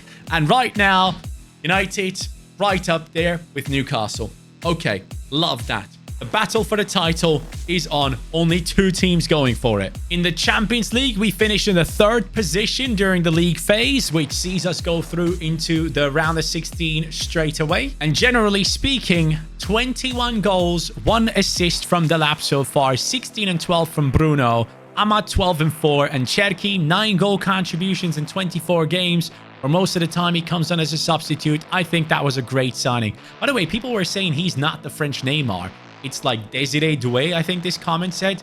Don't get me wrong, Doué is a talented player, but for me, there is no one as talented in terms of skill moves as Cherki, and also at the same time, two-footed as much as Neymar is, as Cherki is. So, yeah, just gonna say it. He is the French Neymar for me. So Preston North End at home surely should be easy. Wasn't actually. Aston Villa at home, Garnacho man of the match. Chelsea away from home, I'm expecting to drop points. Oh, okay, we did. But Fulham should be 3 points for us again. Thank you. And we keep getting very lucky in the FA Cup round ties. We're up against Shrewsbury, 2-0 victory. Well, seems like we're going to be up against AC Milan in the Champions League. And on the other side, we have a bunch of great clubs just waiting to be played against. And our luck in the FA Cup has ended. We are matched up against Manchester City. Okay, that last game was tough. Right now, United is on a good way towards the treble. That is the goal. I want the Prem, the FA Cup, the Champions League trophy. But for that, oh, mate, winning it with this 3 at the back, if I actually pull that off, that's going to be my biggest achievement in FC25. I'm telling you that much. Oh, thank you very much. Having 2 former Inter players here is obviously going to be of benefit for us. They really want to win this battle. Bruno, good turn. Solid pass. Delap. Champions League golazo for the striker. The way he just is able to make these runs, his attack positioning is just on point. Bruno, thank you so much for the pass as well. Delap just has the brains, man, and that makes the difference in a striker on this game. Gyökeres up against us. Oh, no. Onana, thank you. Too much space for Timber. Onana again. What the hell is going on here? That was a great goal. They outplayed me big time on the right. I missed all my tackles. Oh, no. Okay, come on. Come on, man. Do better. There goes Delap. Up against Rudiger. Delap doesn't care, man. He does not care who's next to him. 2-2. Bunch of lads coming on now to really turn the tide. Delap. Running. Off to his side is Rudiger. It doesn't matter again. It doesn't matter again. Gyökeres, where are you? Where are you, Gyökeres? That is the best striker in the world right now. Ref, blow the whistle, please. Thank you very much. I would be fuming if that was me. Milan lose at home. Massive advantage for Delap and his boys. Brentford away from home straight after 3-1 victory. And now I'm doing something very risky. Please, please, please. Okay, we did it. And then after that, it is Everton. Yes, another win. Please don't ask me why I just simulated that game against AC Milan. Technically, it's just because I don't want the video to be too long for you guys. I want you to be able to enjoy it. So here we are. Now, the team is looking great. I absolutely love what we have built so far. And the impact of Cherki, it's not to be understated. Mainu up to an 86, happy again now, or at least content. Initially, he was a bit unhappy about his playtime, but I'm basically subbing him on every single game right now. And contract-wise, yep, I will have to work on some players' happiness. Now look at the Premier League table. We have 1 game more, yes, but there's an 8-point gap to Newcastle United. Ever since beating them, their season has fallen apart, which means we can put a bit more focus on the other competitions. FA Cup, Champions League. Talking about the FA Cup, yes, now we are up against Manchester City, my friends. I actually think the team that I struggle against the most has to be Arsenal, right? Because that squad, Saka, Endrick, those guys ruin me all the time. So hopefully at one point this season, we get a chance to redeem ourselves. And so does Delap. This guy, City fans must hate him right now. He just doesn't stop. His movement is what makes him great. He's not the fastest. He's not the most agile. He's not the best finisher, but his attack positioning is what makes him such a good striker for me. Such a difference to what we had before. Okay, I don't know what the hell he just did. Foden, Haaland hits the post. Their striker isn't too bad either. And he goes again. Mateus Nunes. What? Did you just see how he just put that through my legs? Don't stop missing your tackles. What? Nah. I'm sorry, but how did you just play that pass? That man just played the most ridiculous pass I've ever seen, man. How does he do that? I mean, come on. I know I'm playing against the AI, but that's a joke. Well, we'll have to respond with the lamp near post. Yes! Instant regret for Manchester City. They made him angry, and me as well. Oh, no. Yes, Onana. Goated man. But still, at the end of the day, Onana does everything he can while the rest is asleep. Can we do this again? Like, literally the same goal? Is that possible? Oh, my God. It might just be possible. I just kick-off glitched Manchester City twice. And I don't even feel bad about it. Bastoni. De Ligt, get closer, man. There we go. That's how you defend. Oh, no, actually not. That's better. Why the hell is Bruno my only defender back there? Oh, mate, what is this? This is such an insane game. It's the Haaland and the Lap show. Having said that, Nunes scored 2 goals for them, actually. Bruno. There's the run. Cherki. Ryan. Cherki off the freaking crossbar. Okay. Oh. That's disrespectful. I've done this once. Can I do this again? I'm really wondering right now. Ah, that's not enough power, is it? It is! Bruno Fernandes! And City has a red card as well. What the hell just happened? Mate, for the second time, he has blasted it in from that angle. Goalkeepers should know by now that this man has that in his locker. Oh, no. Don't you dare. I can't believe that just happened in the 90th minute, man. Unbelievably lucky for us. Delap over to Cherki. He knows what to do right here. Cherki, finish it off. It's 5-3, man. What a game this is. It's over.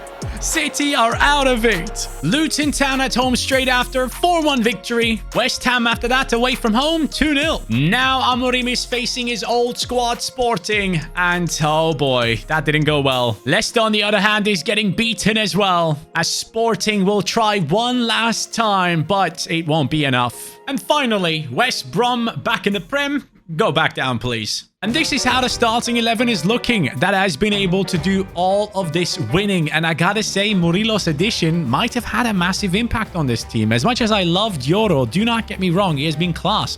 Hausen has been great as well, but Murillo has made a difference here. And I love to see that. But DiMarco up to an 89, and that left-hand side with DiMarco, Bruno, Rodgers, that triangle alongside Delap has been better than the right-hand side for sure. But that's also down to playing that left-hand side a bit more attacking, with obviously DiMarco on wide playmaker, while Mazraoui is playing a bit like an all-rounder. DiMarco focuses on attack a bit more, and on this left-hand side, we have everyone who knows exactly how to play their position, whilst on the right-hand side, not so much. Which again, to the point of you guys talking about the playstyle pluses or role pluses, it makes a difference. It really does. Guess what, though? Wembley Stadium, FA Cup semi-final. It's time to make another difference for us. It is Manchester United against Spurs. Spurs, as you guys know, do have a ridiculous team with the likes of Gavi, Tchouaméni, and a bunch more, of course. Let's make sure we do well here. I always thought Spurs should be the team that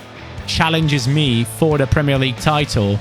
But for some reason, they have never really been up there. Real quick, we have playstyle pluses now. Power shot plus on the lap. Ahmad has flair plus. Palacios intercept plus. Love that. Bruno long ball pass. Okay. Bastoni anticipate plus. And Onana has the close down, which we can tell. But the power shot, I got to try out. Oh, wait. This is not good. Gonzalo Ramos, 61st minute. I'm just not having enough movement up front. And Palacios is tired again. He's running box to box all the time, so I get it. We're going to bring on Cherki for the difference. And also Quenda. Bruno, I don't know if this is going to work, bro. That's maybe too much. I have no idea. Let's give it a try. Bruno Fernandes, I think that's too much power. Yeah, too much. Oh, wait. That's me. Delap. Yes. What are you doing, Spurs? That felt like the one time where I headed the ball into Bayern Munich to kick us out of the Champions League. This is the exact same thing that has happened. United profit off of a huge mistake. Why would you lob it up towards the lap? Honestly, what are you doing? Catch up. Catch up. Oh, no. I don't like this. Bastoni, please. Bentancur, thank you for not being a striker, man. All the way down the left. And off we go into a finale. Cherki plays a ridiculous pass, but it doesn't matter. 1-0. Tottenham is out. United is in the final. And now we have Barcelona in the Champions League semi-finals, man. Just a couple of days before playing Arsenal. Please tell me that in the league I still have a massive lead so I can ignore that Arsenal game completely. It's 7 points. It's not massive, but it's okay. We can deal with that. Arsenal are on 54 points. Honestly, the way they play against me, they should be on 100. And we're only 33 games in, and that's not even mathematically possible. And guess who they gave me in the FA Cup finale? No, it's thankfully not Arsenal. It's Sheffield United. How? They have beaten Luton Town. Round 6, it was MK Dons. Round 5, it was Middlesbrough. Round 4, they beat Crawley on penalties. Is that the easiest run to a finale ever? Let's check Barcelona's team before we play against them. Lewandowski, Pablo Torre, Lamine Yamal, Rafinha, Pedri, Casado, Van Dijk, Pedro Porro, Donnarumma, Bruno G on the bench. He probably plays over Casado. Wow, that's a tough team. Nice movement. Rodgers over to Di Marco. Di Marco to Delap. He's through. Shirt being pulled. It does not matter. You cannot stop him. Delap is the best striker in world football, and I am proving it every single match. Bastoni. Oh no, De Ligt, what are you doing? Nearly conceded, man. Yamal's playing it short to Pedri. Pedri into the center. Thank you. One more, please. Just one more tackle, lads. Onana. Much appreciated, but I gave it straight back. And again, we survive. Bastoni needing to step in again, Yamal. It was just bound to happen. 62 minutes in. I was getting dominated for the past, 40 minutes? Let's see if the team can stop Arsenal without me. Yes, they can. So let's dive straight back into it. This time away from home. Amorim, can you do it? This Barcelona team, I gotta say, it is scary. It really is scary. Apart from, I guess, Pablo Torre. But then again, he has very high potential, so he could be a very, very good player at this point. And I am pulling all my defenders out of position, which is not a great start. Thuram. Okay, we survived, I thought. But wait, there's Lamine Yamal. Thuram again. Please get the ball off of these guys. Worst start possible. And who scores? The man who I said would not be someone I need to worry about. Pablo freaking Torre. 2 players surrounding. Rodgers. Ahmad. Left foot. Off dreams. Man, come on. Mazraoui down the right. I don't know if this is going to work because we have Nuno Mensch right next to us. We need to cut back to find Rodgers. Di Marco. Back into Rodgers. Yes! Morgan freaking Rodgers, man. 2-2 it is. Get in there, lads. Keep it up. United is back. And now it's time. Rodgers, thank you for everything. And also Kobe Mainu coming on. Mazraoui. I'm going to have to put on Quenda. He's going to create some room for his teammates to run into. And now he's going himself. What a touch. Now plays it through. Delap in a Champions League semi-final. He dribbles past the keeper and scores. He is possibly one of the best strikers I've used on FC25, man. Honestly, his attack positioning is just mind-blowing. This is incredible. A comeback away from home. Cherki gets the assist after being subbed on. What more do you need? No. 90 plus 2. Yes, it's done. Barcelona are actually out, and Manchester United officially have made it through into the next round. Amorim shakes Hansi Flick's hands. This team is incredible, and they're on for a treble. We continue our run against Bournemouth, right? Oh, we actually don't. But against Liverpool, right? Come on now, please. Oh, come on. Where has that put us in the Premier League right now? 83 points, still a 6-point gap over Newcastle United. Technically, yes, they could still win the Premier League title, but there's no way they're going to catch up on the goal difference. So with that being said, we might just be champions of England right now. And let's be real. Sheffield United in the FA Cup final with this team, there's no chance we lose. I'm saying 3-1. 3-1! Bruno Fernandes twice, and Delap scores as well. Sheffield, you tried, but come on, man. That was not worth our time. I was hoping for a bigger opponent, but at the end of the day, we have now officially 100% won the FA Cup. One trophy secured. And if we even get 1 point against Nottingham Forest, it will be the end. It is the end. We have won the Premier League title. On top of it, Manchester United is on fire right now. Onana has been named goalkeeper of the season. That's all I need to see. And we are about to take on Atletico Madrid in the final. Atletico, last time I checked, we're at the top of La Liga, but I think Barcelona winning yesterday put them into the second spot. Atletico Madrid, with the likes of Julian Alvarez and Griezmann, are on fire right now. But let's take a quick little look into a Premier League final league table. 89 points on Manchester United right now. That looked much easier than it felt at the end of the day, because for the first half of the season, first 60% of the season, it was a tough battle. But then things turned around, and that might be down to the transfers we have made in January, suggested by you guys. So much appreciated. And at this stage of the season, final stats possibly, Delap 43 and 2. Wow. Then we have Bruno, 28 and 18. He has pulled away so much with the goals. Ahmad, 16 and 9. Garnacho, 10 and 13 off the bench. Very impressive. Cherki, 6 and 7. Rodgers, 4 and 7. I mean, I expect a bit more. You played plenty games more than Cherki as a starter. But at the end of the day, Rodgers has had some crucial moments in the team.